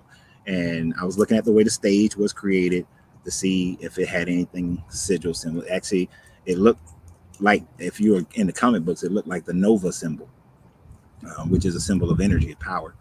Uh, so the stage looked like Nova. But if you don't read comic books, you wouldn't even know that. You wouldn't know that's the Nova symbol.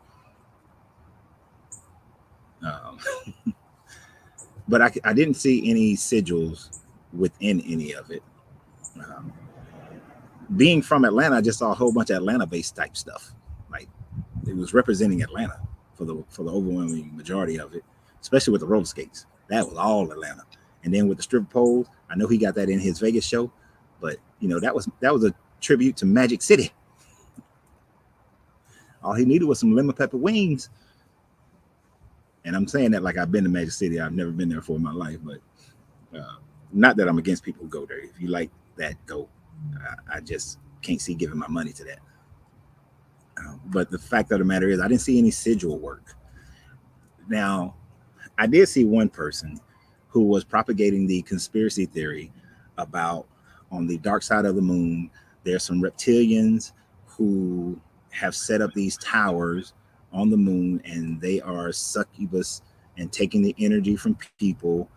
When they die, they absorb that energy, and then send your soul back into another body so they can continue to recycle and feed off of our energy.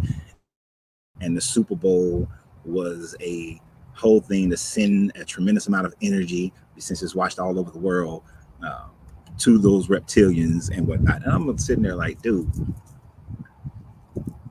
you have zero proof of the reptilians on the dark side of the moon. None.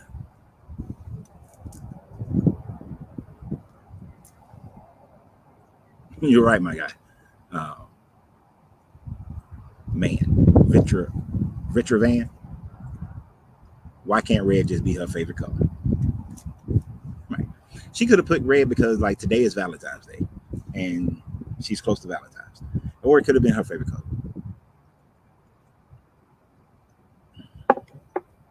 This is one of my favorite shirts that Angelina got me. A lot of my shirts are red or burgundy because it's one of the colors that I like. A lot of my shirts are blue because it's one of the colors that I like. So like if you look at a lot of my videos, I'm either wearing red, blue, or black in the majority of my videos. Those are three of my favorite colors that I like to wear. See, next time I have to be more in the sun. I had to tip my hat back because at first, it's like that. You can't see shit. I'm gonna work on my outside game, but it could have been any of those things. But I definitely look to see. And then you have people doing conspiracies about the different commercials. They were saying that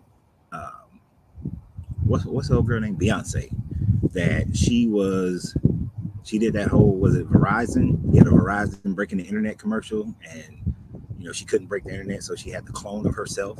And then the guy was showing an older picture of her, two different pictures of herself. I see, she's a clone. She's a clone, And then she told us right there in the commercial, she let us know she's a clone. She's a clone, not a clone, but a clone. And then she said that BOTUS was Beyonce of the United States, but really it means Bank of the United States. Like, that's how these people go. That's how they mind just be manifesting all kind of shit to make it fit whatever their thought process is.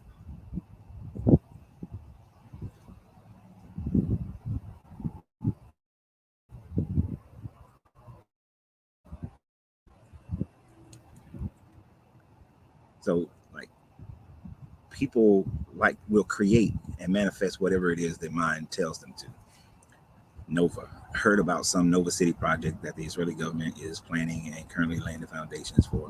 Like I said, Rafah in Gaza. Rafah in Gaza was just bombed during the Super Bowl of an evil Illuminati out there. If it ain't Usher, it's the Israeli government. Or the Israeli government is bombing these places because they believe that, according to the Bible, they are to have that land. We talked about this in our live yesterday when we was reading the book of Numbers, when it was given the borders to which the Israeli people were supposed to take over when they crossed over into Jericho, and how they, by them distinguishing where the Israeli tribes were supposed to be, they're utilizing that to try to take these people land today, because much of that land encompasses Syria, the Palestinian lands, and all the way over into Egypt. And the promise of Abraham goes all the way to Egypt and goes all the way into Iraq, modern day Iraq. And they utilize this to justify the bombings that they're doing. Right. And yeah, to do it during the Super Bowl, nobody's paying attention.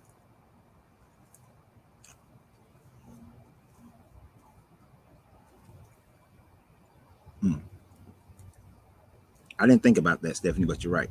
I didn't explain what a sigil is. Right. And she pretty much explained. For those who don't know, sigils are usually a symbol that represents the whole entire phrase, but the internet lies, and these can potentially summon unwanted energies and bring demons. Oh, energies and beings or demons. It is very frowned upon by God because it is a form of witchcraft.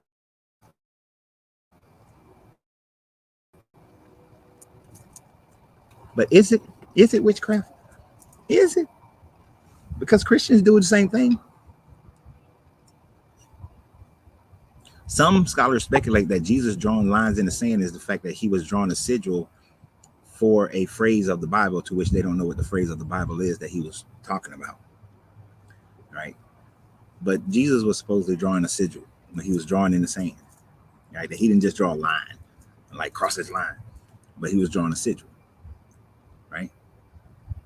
Sigil magic has been something that ancient Israelites and Christians have used, throughout time immemorial. It's only considered witchcraft when it goes against, when it's not done by the religion, by that particular religion. So a Christian magic would be considered witchcraft to Ifa, to Islam, to Judaism, to the Indus religion. In the same way that Indus witchcraft magic would be considered witchcraft to all the other religions. And because of that common denominator, The only thing that makes anything good or bad is the intent that anybody puts behind it. But sigils do, you create a sigil based on a phrase or certain symbols that have meaning to you. Right. It depends on the sigil that's being drawn.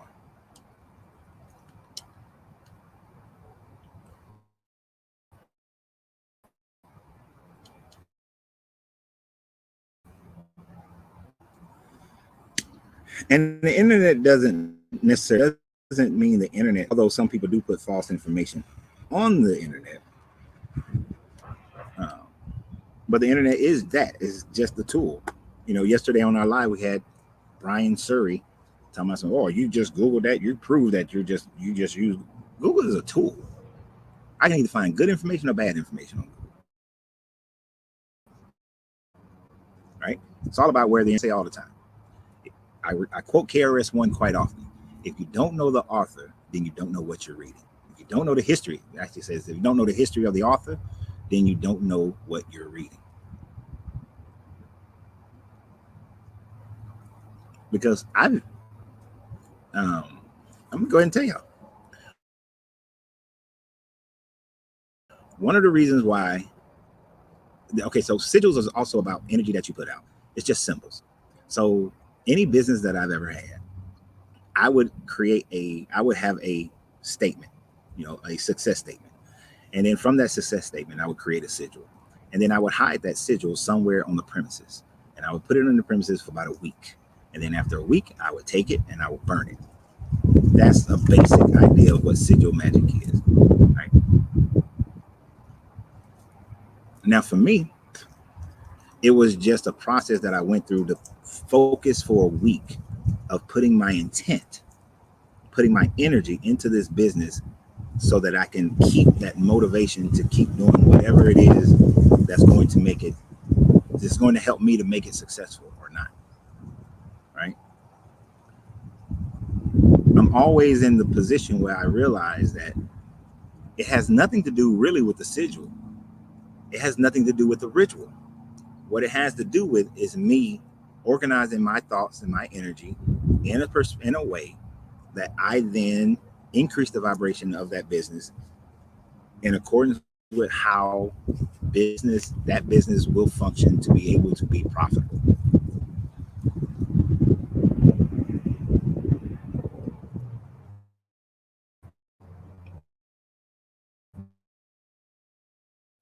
I'll tell you something.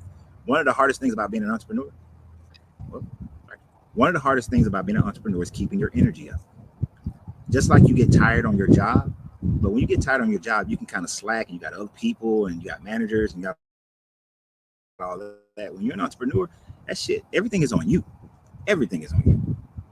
It's just like doing these videos. Do y'all think that I want to do 3 to 8 videos a day, every day? Hell no. There are days when I don't feel like doing not one video, right? But then I put things in place so that it's like, nope, get your ass up. Do at least 3. Like when y'all see me only do 3 videos, those are days where I don't feel like doing any videos for the most part. I don't. Like that day, I don't want to do nothing. But the entrepreneur in me says that, nope, get your ass up. You got to keep it going. Because if you slack off and you start, doing 1 video a day or stop doing, you produce 3 or 4 videos a week and you've gotten everybody used to you producing at least 3+ videos a day, then people will start to not come to your page anymore. Regardless of the value of the information, they'll stop, they'll slow down. And then the whole enterprise go to shit because then it's harder to get people to come back. Right? So you have to be consistent. Just like any business, the quality of the product has to be consistent. The quality of the service has to be consistent. And the moment you stop being consistent is the moment that you start losing your market share. So sigils and things like that, symbols, you put those things in place in order for you to keep your own personal motivation going. Right. And I always encourage when I'm coaching someone and they're in an industry, I coach them I let them know, hey, You need to surround yourself with things, with symbols, so that when you mentally are saying that I don't feel like being a good doctor right now, I don't feel like being a good engineer, I don't feel like being a good mom, I don't feel like being a good dad, I don't feel like, you need to have things around you, and because you can't count on people, you have to have things around you to snap you back into your, I may not feel like it, but let me go get this shit done and let me do it in a high quality state. Because if you don't and you start to lag 3 months later, all of a sudden you're getting laid off. All of a sudden you're not at the top of your game, right? And you start losing people. You'll start losing people at that point. Sorry, these chairs are not the most comfortable. Gotta get my pillow back.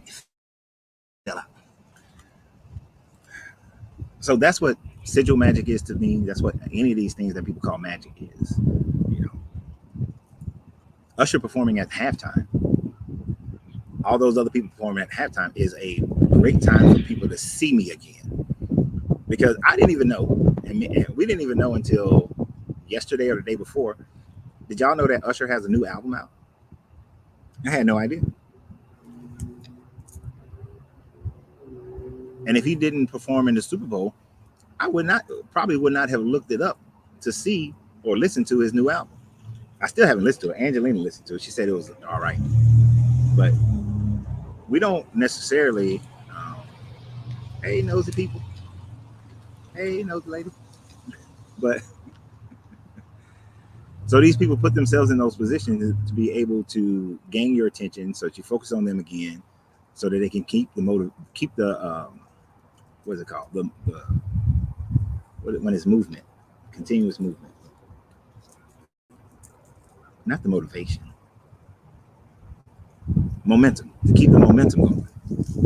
So they have to consistently and continually put themselves out there for that.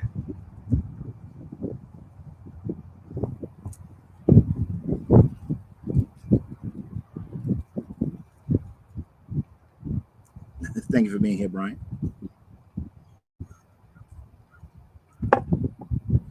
Yeah, there was a time when people were paying to perform at the Super Bowl.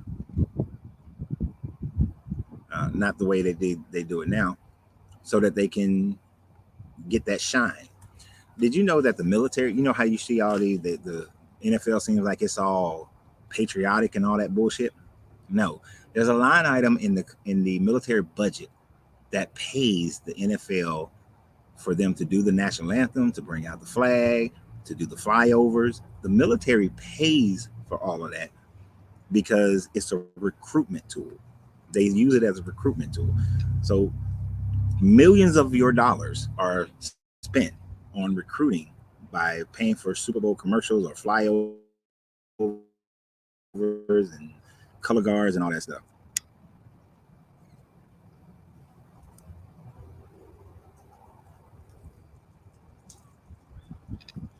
Now, Stephanie, I look at this a little bit differently. She said the best way to avoid disappointment is to not go into anything with expectations, because if you set the bar too high, when those expectations are not met, then we tend to resent the person we place those expectations on. Let the chips fall where they fall. I was taught that until I heard I was really big into the motivational speakers in my 20s, and Les Brown was, I don't know who he was quoting. I think he was quoting somebody else, but Les Brown used to say, shoot for the moon, because if you miss, you'll still land amongst the stars. So for me, I always set my bar higher than what is normally possible, because it's not about not reaching that goal. So let's say for my Facebook page, right? I originally had a bar of 100,000 people following me on Facebook, following this page, because I would have been happy at 50,000. But now that this page has reached, because of you guys have reached, see, I got to throw that little thing in there because of you guys. That's good marketing right there. See how that marketing works? Giving y'all a marketing tip right there. I always give y'all the credit. Always give your customer the credit, even when this is true with you guys, but still give you guys the credit. Now that it's reached 114,000, I've now set my goal for this page to be 1 million. Now, I don't even know if there's 1 million people out there who would even pay attention to me. It seems like such a big number, but I would be ecstatic if it start plateauing at 500,000. I would be ecstatic. I wouldn't be disappointed. I'd be like, God damn, like this is crazy. Like, I don't know if some of you guys was on when we hit 50,000 people on Facebook. I was like, y'all, we had 50,000 people. I was happy as shit, right? Because my goal was 100. But now that we're at 100, I'm like, fuck it, 1 million.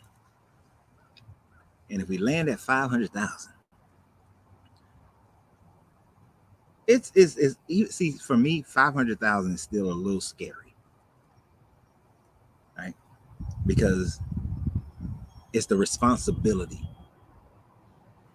I already feel like the information that I provide has to be as accurate as I possibly can make it, because there's 100,000 people depending on me being as accurate as I possibly can. And in all honesty, that's pressure.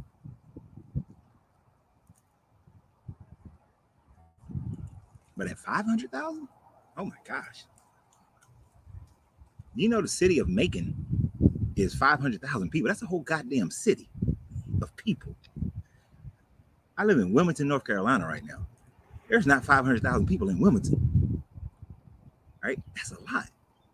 And when I see people like, who was I telling Angelina about the other day? Because I was saying that 1 million subscribers back in the day, 20, 30 years ago, that was like, you was balling at 1 million people. You done achieved this amazing goal to have 1 million people following you. That's like, wow. Right? But then I told her about Mr. Beast. Mr. Beast, who does crazy, stupid shit, has 239 million followers on YouTube. So really, 1 million ain't shit. But to have 1 million people, he has 239 million. Although he's making great money with his page and everything, that's a lot of damn pressure that he has to keep coming up with new shit, new stuff to keep people engaged. Even though he does crazy things like, I was buried alive for 7 days and this is what happened. He got to keep coming up with that stuff, to do it. That's a lot of pressure. And then what I talk about, I'm gonna be honest with y'all, what I talk about, I don't want 239 million people. That's a fucking country. That's a whole country of people. I don't want that many people. It'd be great to have that many people who have decided that they want to walk away from these religions. That would be an amazing accomplishment, to help that many people walk away from religion. But god damn, that's a lot of pressure. And I'll probably get assassinated. Have that many things. Not by government. Get assassinated. Catholic Church, like, we're gonna kill this motherfucker. The Islamic mosque, we gotta kill this motherfucker. He's taking out people. He's taking out money.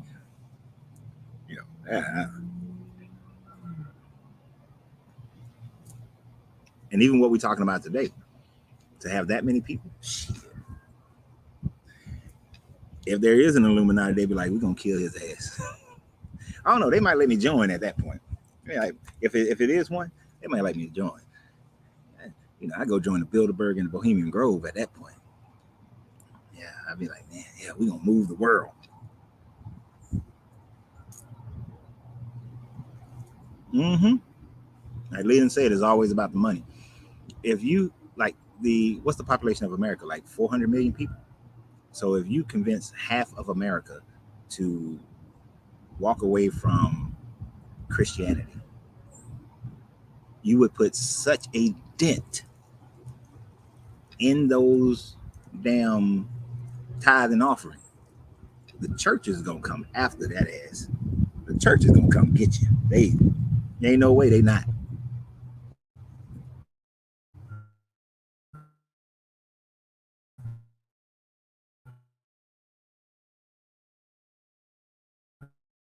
And you have such a big target on your back, and everything that you do would be scrutinized and to the point.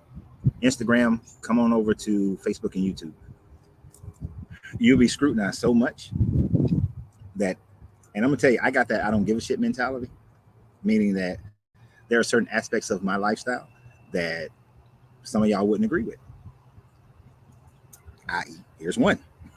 Some people don't agree with my cigars. I would catch so much flack for smoking cigars.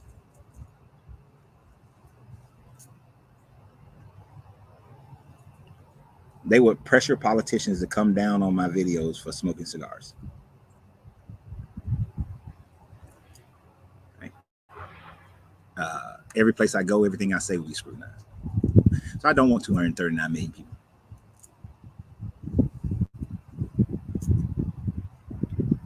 Because then I'd be tempted to run for president.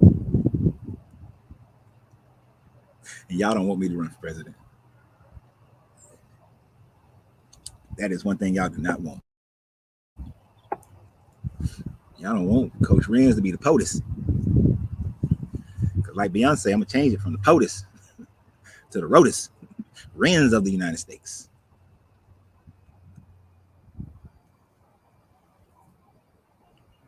And unfortunately for a lot of people, I will make the educational system fair. That everybody has an opportunity to go to college,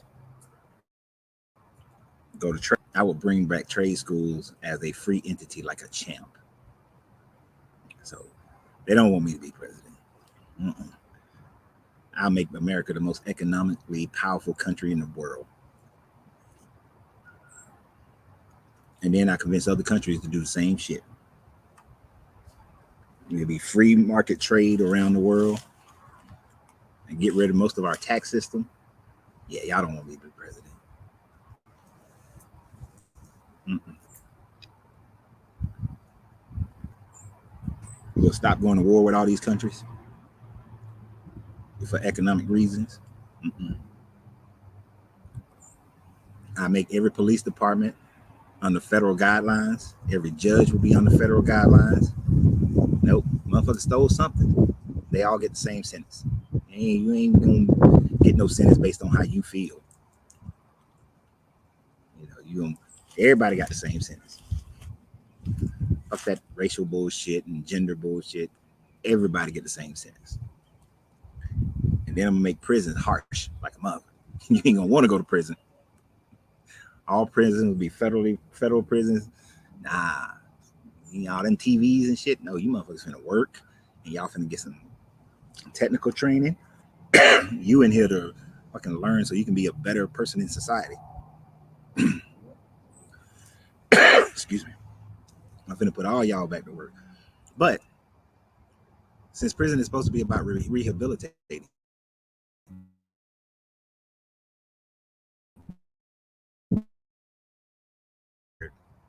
once you that way your prison sentence won't be held against you when you try to re-enter society, because too many prisoners struggle to re-enter society because of their record. So once you completed a certain level of psychological courses and other educational courses, I want to reintegrate you into society so that you can be prosperous. Like, it's stupid that if you have a felony, you can't own a business in most states. It sounds like a campaign. Nah, just my thoughts on how the country can be better for everybody.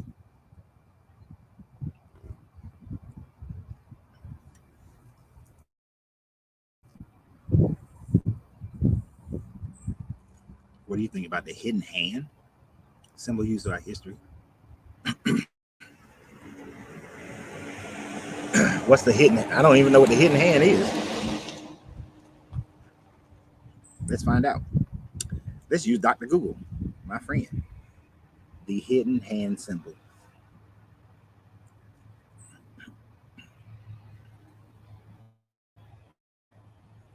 Oh, you talking about that?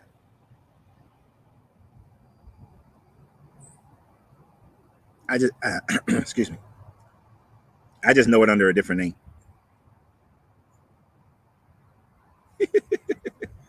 No, that's a Masonic symbol to let people know that you're of a certain Masonic level. Yeah, that you talking about the symbol when they're doing this? That's a, from my understanding, that's a, because I could do that one,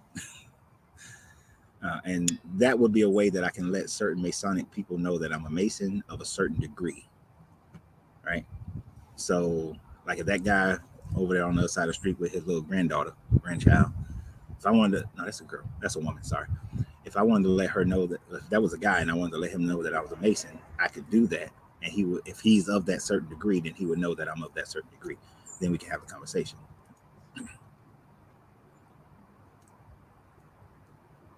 And a lot of your world leaders are Masons,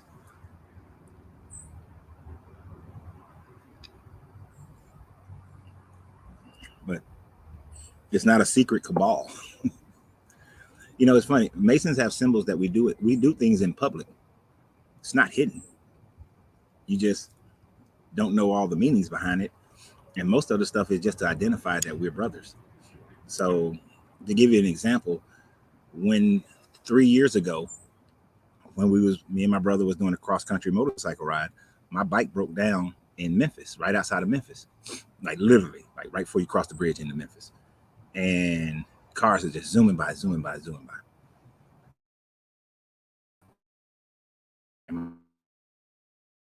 Whatever. And I was like, I'm not getting on the back of your bike. Hell no.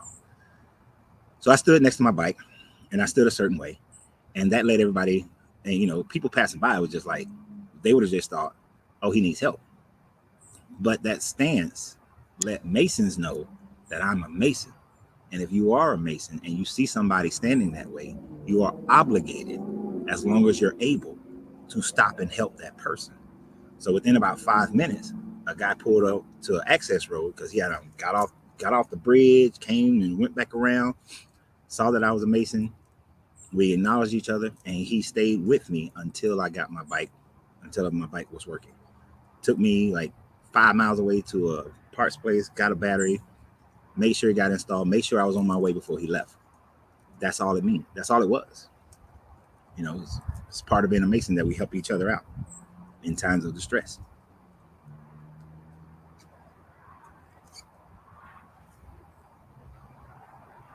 So that hidden hand symbol is just a Mason. For my everything I know, it's a Masonic symbol, Masonic way of identifying each other of that certain degree. And like one of the pictures that came up was a picture of um, the what Prince Harry, and I'm quite sure it just identified him as Mason.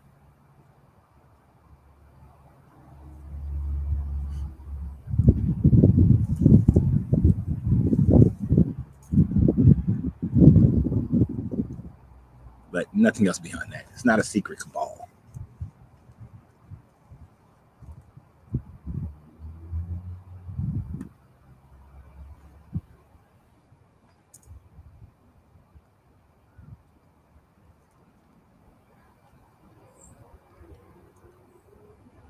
Yep, Echo. Yeah, I did know it.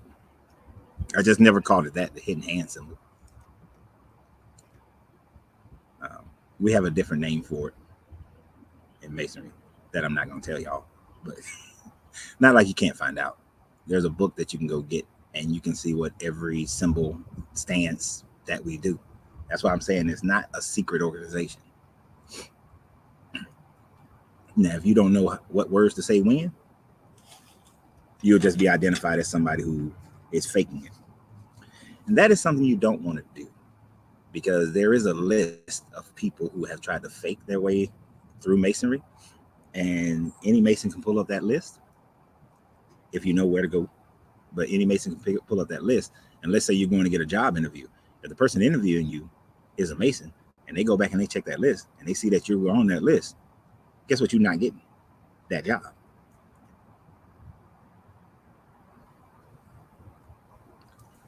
Say there must be a serious lag today. It might be because I'm outside and the router's in the back of the house. So if I was on the back porch, it probably wouldn't be a lag. Because my camera has spun, the screen has spun a couple of times.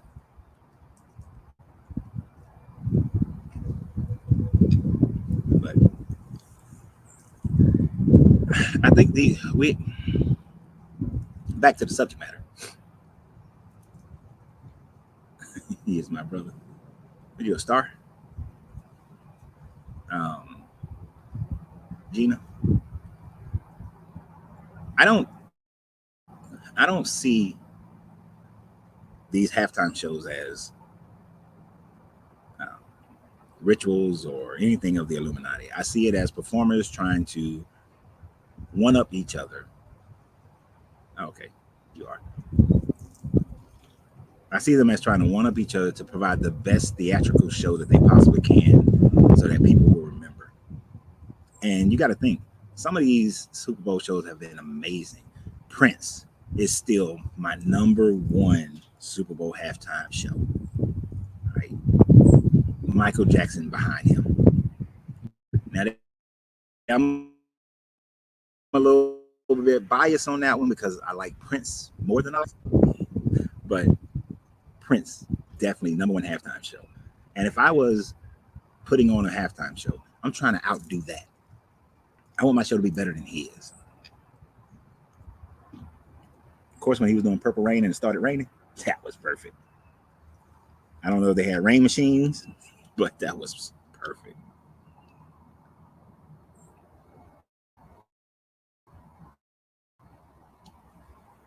But that would have to mean that all these people are members of it. And with some of the crazy shit that they do and get in trouble with and fall out of sorts, you would think that some of them would have taken the risk of telling on them.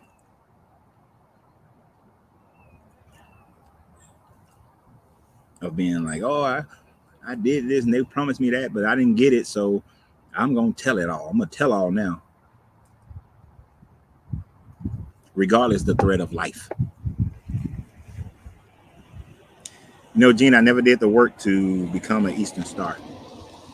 So although I may not know how to greet you properly, I respect you.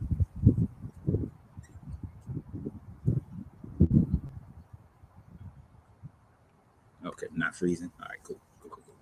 Those messages popped up earlier. I just got to it now. But yeah, I don't think that they are. I think they're just performing. Just performing. So let's talk about one last thing concerning the Super Bowl. I wasn't going to talk about it, but I'm to hell with it. How many of you, because I've also seen this conversation a lot on Facebook and YouTube. What do you think about Usher and his performance with Alicia Keys in that song, My Boo? And the fact that he was dancing behind her. He hand silhouetted away from her, but like her body shape. And, hugged up on her from behind towards the end. Do you guys think that that was inappropriate? Or they're performers and they were performing?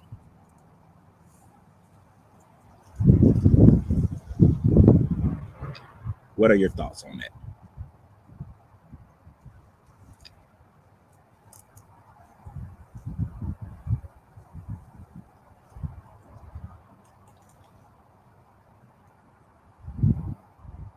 I'll give y'all a second. I'm gonna text this guy while I'm doing it. Debbie said she didn't watch it.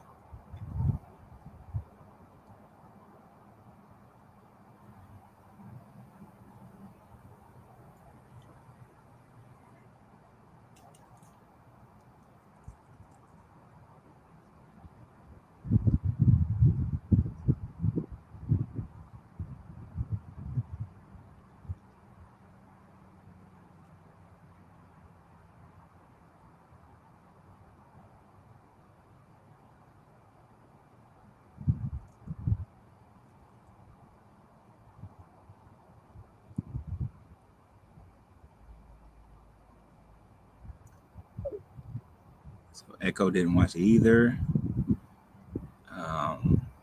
Oh shit. You say it was inappropriate. Inappropriate for a married person, but then again, they are entertainers. For me, that was a no-no. It looked like a couple, but I think it was just good acting. I would have had to see me. He would have had to see me about that if she was my wife personally.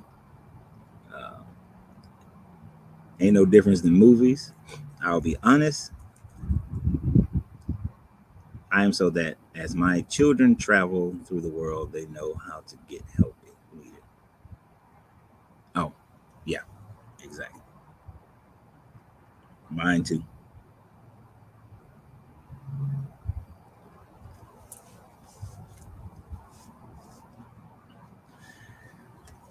So here's my thought process on that whole situation. Um, if they were just regular people, and let's say they were out at a club or some event, and they were dancing like that, I would see it as being inappropriate. Um, but seeing as how their job is entertainers, I don't see it as inappropriate. And I would think that their spouse, what is it, the guy named Trace Beats or Tress Beats or somebody Beats, that they would see it as such, that is part of entertainment.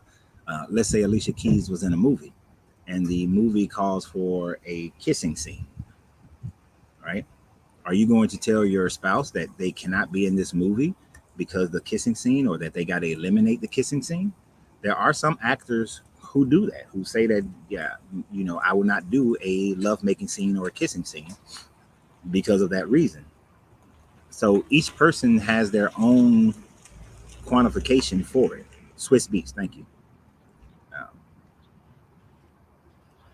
but let's say if Angelina decided she wanted to be an actress, and I'm going to support her in her endeavors. Well, one thing that I know is that if I'm going to support her, there are levels of within acting where she may have to, if she's in a rom com or a romantic movie, there's going to be romantic scenes. It's called acting, you know. If anything, see, this is why I'm different. While I get done differently, if she was in an acting scene and she was, moving a certain way, I'm like, hey, bring your ass home. We finna do that scene. Come on, let's do that scene. I like the way that looked. Let's do that at home, but do it for real. Let's do it for real, for real. You know, right? You signed up for the job. Exactly, William.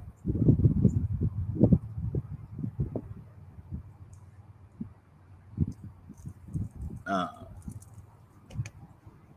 Selwyn, is that how you say your name? I beg to differ, Selwyn. A concert doesn't call for physical touching unnecessary to show you've been just as good without any of it acting. All right, the song was "My Boo." They were singing a song. I forgot how the lyrics go. It's like I can hear the melody in my head, but I can't get the words. But they're supposed to be like a couple in the song. So of course, being a couple in the song, to personify the song, you're going to have to get close to each other. There's going to be physical interaction based simply on the song, right?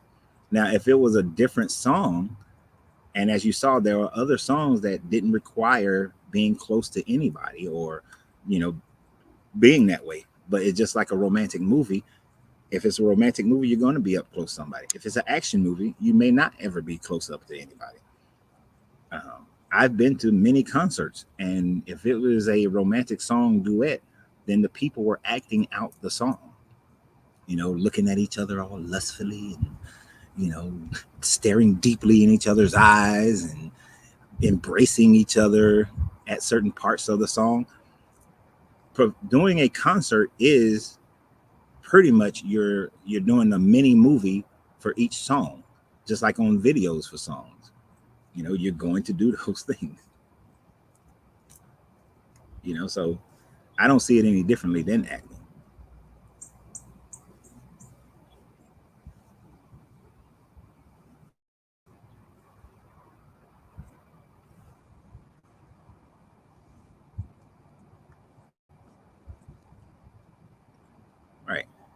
So, and like make sure I get the thing.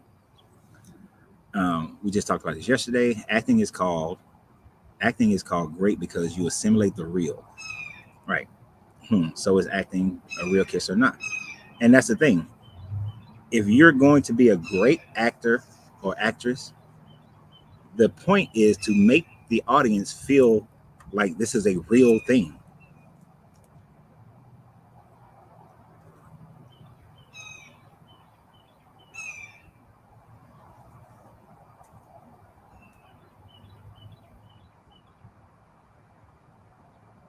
So that's how it's supposed to be. You're not, and right, sex and controversy sells.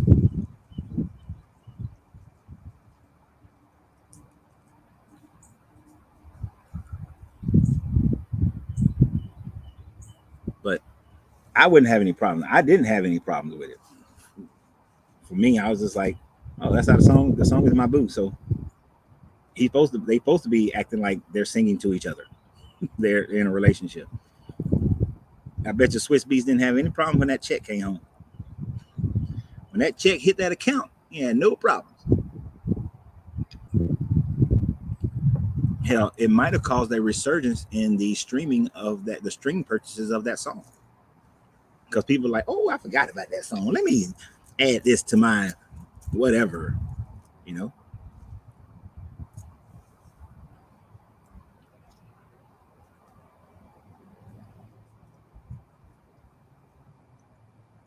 So I didn't see any problems with it personally.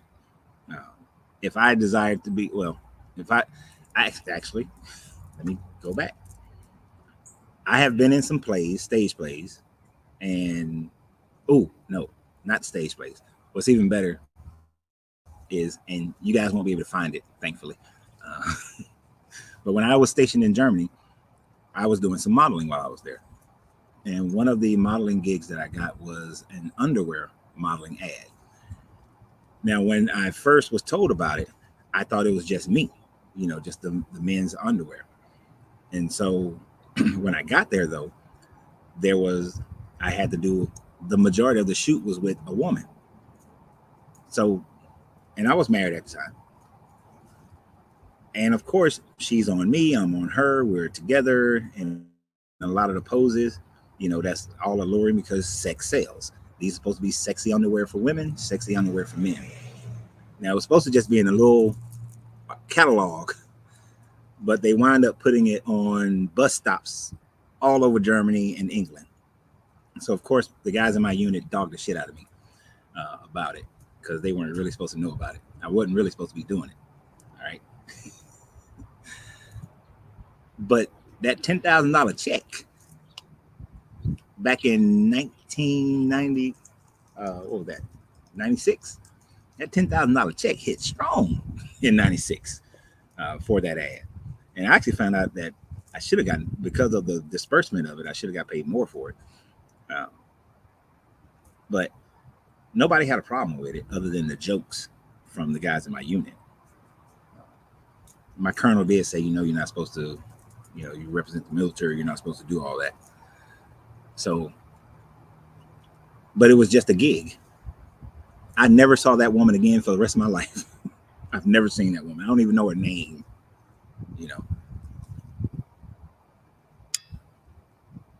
So, and if anything, well, my wife at the time did get picked on by some of the other military wives because they was like, ooh, that's what your husband be looking like in them draws. That kind of, ribbing. So, but it's nothing. It's nothing. I don't see why people get all caught up into things like that. Because to me,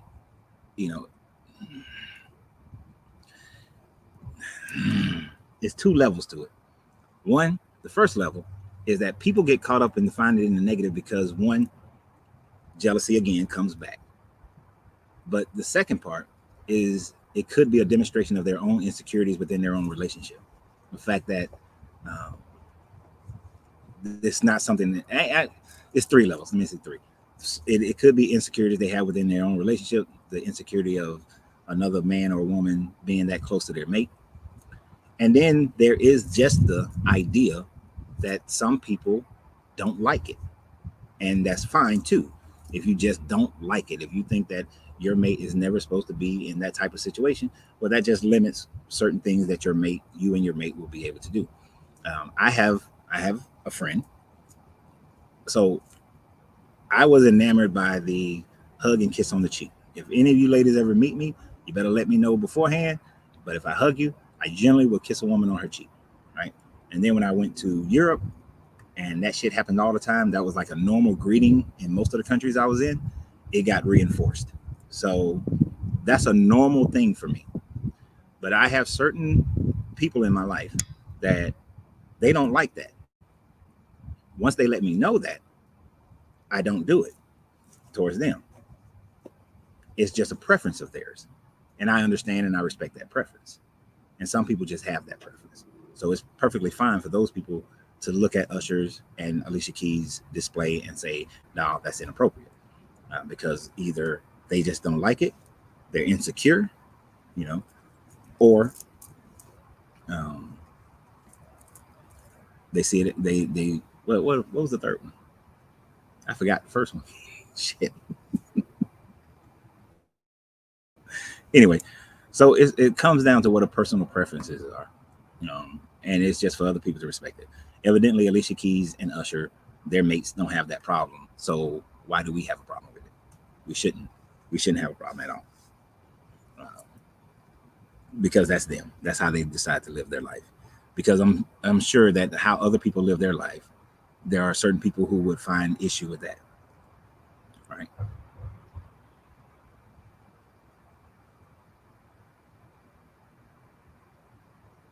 So it's all personal preference.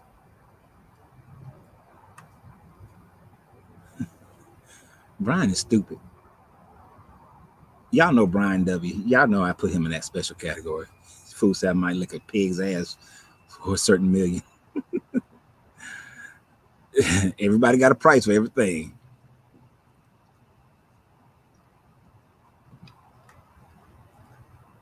It's been awesome. Got to run. Thank you for being here, Gina. Appreciate it. Continue to share the channel. My sister. They could be swingers. They possibly could be. And many people frown upon that, while other people think that it's perfectly fine.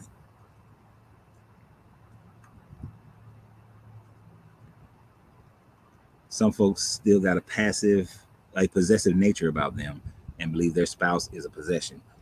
This is most assuredly true. I've dealt with a person who was very controlling in that manner. And I was like, nah, I got to get away from you.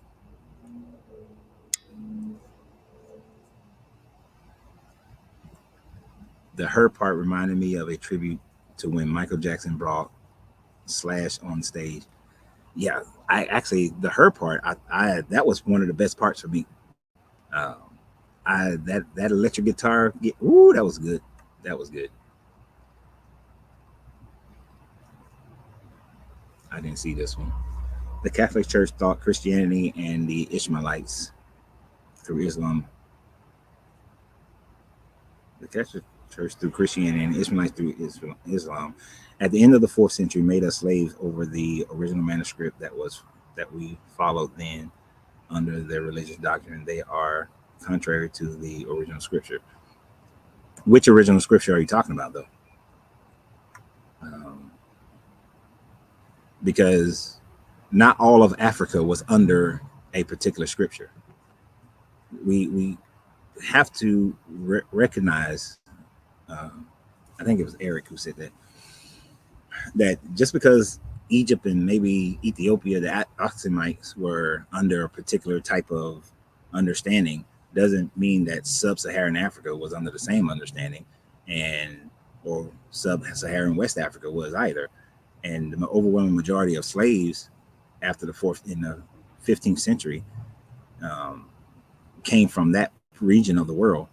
So they had totally different religions than the people who were in Egypt and Ethiopia, who was in East Africa, put it like that, East and Northeast Africa. So we can't put all of that. Like I know, I got to find the information again because I lost all of it. But I know for a fact my family came from West Africa on both my mother and my father's side. For the majority of my family came from West Africa. They weren't Kemetic. They weren't Christian. They didn't practice the different ethnicities, ethnocentric religions of any of those groups. Um, my father's family, from what I found, practiced the Dogon religion. My mother's family practiced centuries old versions of Ifa. So it has nothing to do with Christianity.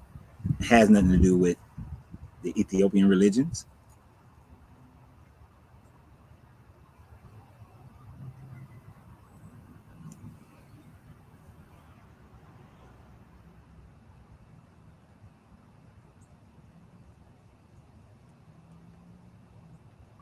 The book of that dude revealed after the reconquest of Spain in 1492, the Muslim Moors lost Spain between 1490 and 1497. King Portugal took the children of the. Okay, they might have. They probably did take some of them as slaves. I wouldn't doubt that. But the West Africans, where the overwhelming majority of slaves came from, were not any tribe of Israel whatsoever. They were in existence long before a tribe of Israel was ever created. So you can't take one little piece of history and make that and expand that to cover all of history. It doesn't work that way. Life doesn't work that way. History doesn't work that way. That's selective historism when you do that. And then, like Brian said, Egypt and the Ethiopian churches were Coptic, which is just a different version of Christianity during that time frame. First time catching me, Kofi? Great, cool. Glad you're here. You're catching me towards the end, but glad you're here.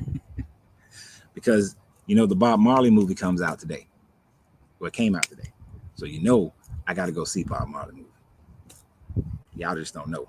Bob Marley, that was my introduction to reggae back in the late 70s. I've been in love with Bob Marley's music ever since then. Definitely going to see the Bob Marley movie later on today.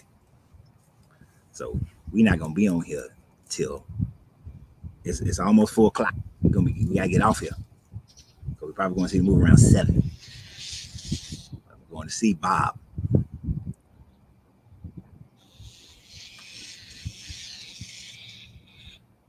And definitely the slaves that they made of the indigenous people in the Americas were not of any Hebrew tribe either. What did Brian? The slave trade between the Arabs and the Native American tribes should give any so-called Black Hebrew Israelite Power Ranger want to be a cause for pause. Exactly. The so-called 5 civilized tribes. We got there is documentation of sale, purchases, and taxes being paid on the slaves that they bought from the Europeans of West Africans. So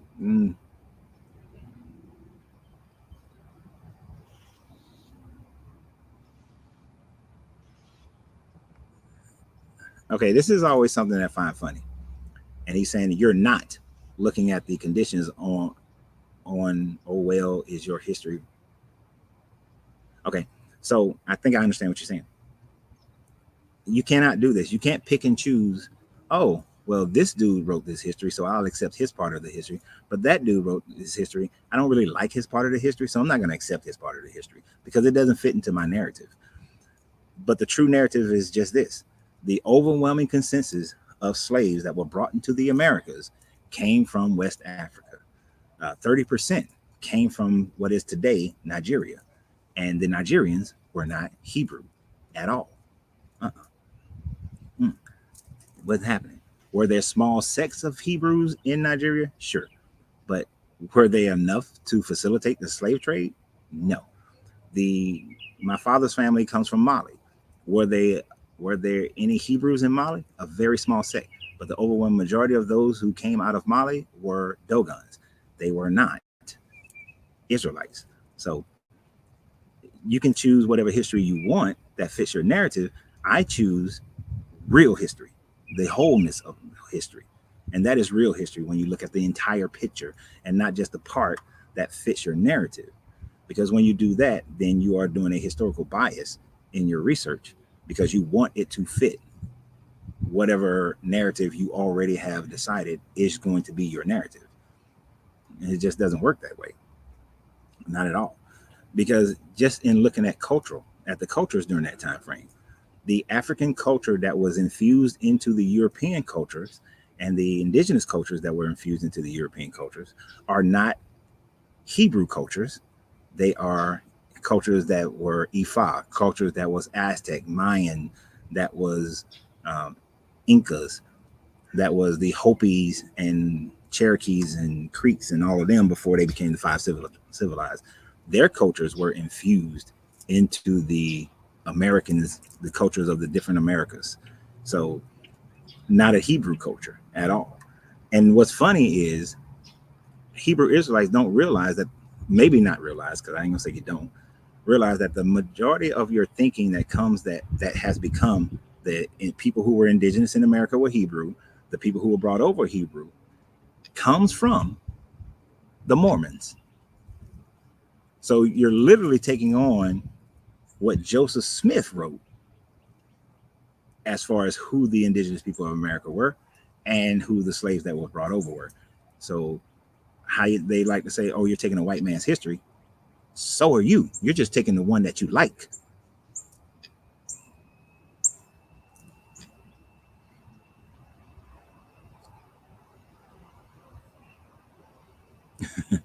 Echo say he just went and watched the halftime show. Right. For the most part, there's nothing wrong with it.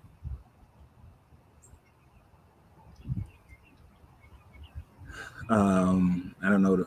But yeah, Mansa Musa was Muslim. He was. And he gave the overwhelming majority of his wealth to the mosque at the end of when he died. But he was Muslim. And the Muslims captured Dogons and made them as slaves in the Mali Empire and also sold them to Christians in the Mali Empire.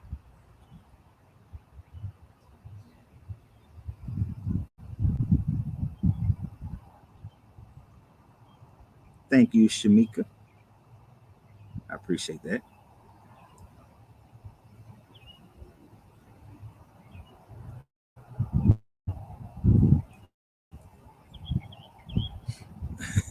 Said fuck them Mormons. I've met some decent Mormons. I can't say all of them. The most better ones I've met are the ones who have walked away from Mormonism. But yeah, and people don't realize Hitler was a devout Christian. He was a devout Christian and believed that he was doing God's work.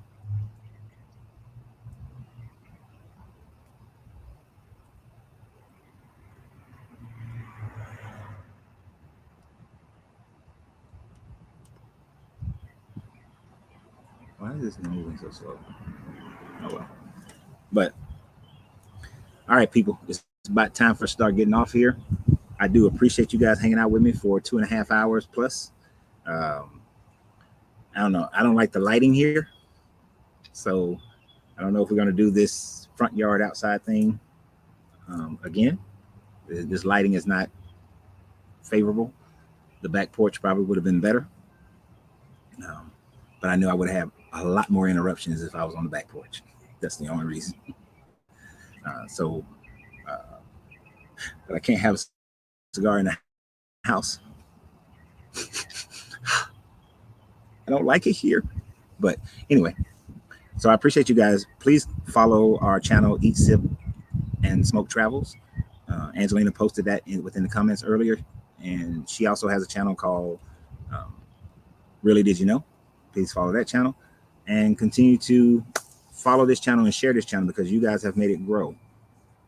Yes, I moved to North Carolina, Marcus. I'm in Wilmington, North Carolina. All right. So I appreciate you guys.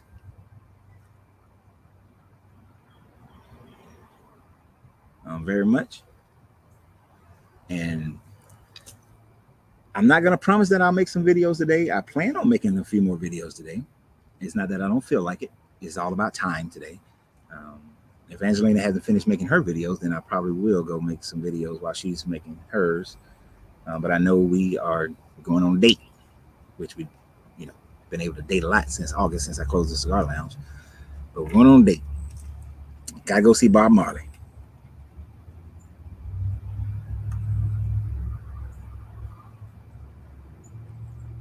Oh, wait. My man said something about Bob Marley. Hold on. Expect three. Bob Marley said he was gets real. So you bet. How do you like him? Okay, so just because I like somebody's music doesn't mean I follow their philosophy of life. The Book of Mormon witness with our scriptures called the Bible. Two tribes, two witnesses. How many?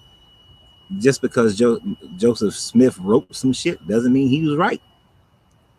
Right? I love.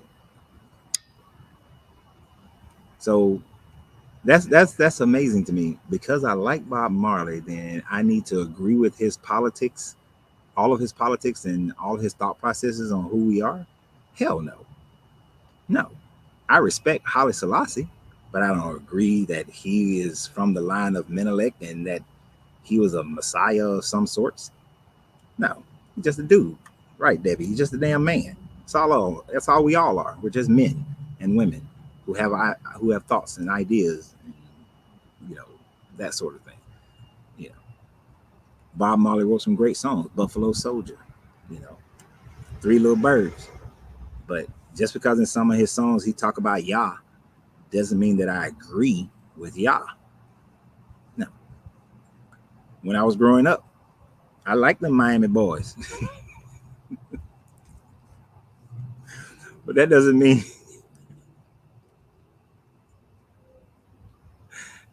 I agree with everything that they said. But Doodle Brown doesn't mean I agree with everything said. But when I was younger in the club, the song was perfect. You got to grind up on some women. So yeah, it was great songs back then. I like Elton John, but does that mean that, you know, I support his lifestyle and everything about him? No. I support his fairness to be able to live his lifestyle however he chooses to live his lifestyle. But do I agree with everything he does? No. Do I agree with his politics? I love Queen. Love Queen. Look, I used to mess with black people in Atlanta. I would blast Queen in my car in traffic with a whole bunch of black people around me just so they were like, what the hell he playing? But I love Queen. Does that mean I have to agree with every aspect of the individual people? Hell no. Hell no. And you cannot prove a religion. A religion is based on faith, and you cannot prove faith. It is the basic definition of faith that it is without facts.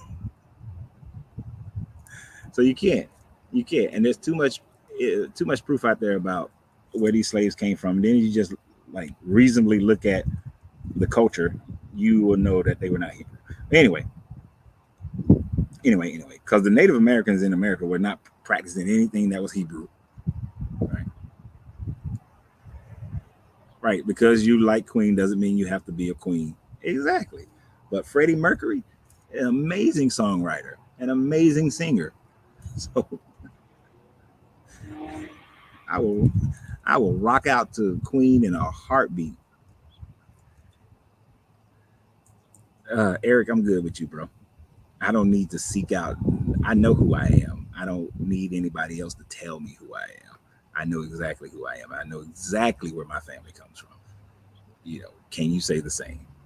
Do you have documentation to prove the same of where your family comes from? But anyway, see how y'all be trying to trick me towards the end of the video and throw some more stuff out there. So I keep talking. And it's been funny shooting out here because, you know, the little neighbors driving by like, ooh, look, ooh, something exciting happening in the neighborhood. But anyway, so y'all have a great day. And remember always that you have to free yourself to be yourself because your greatness is non-negotiable. Good journey, good vibration, and I'm out.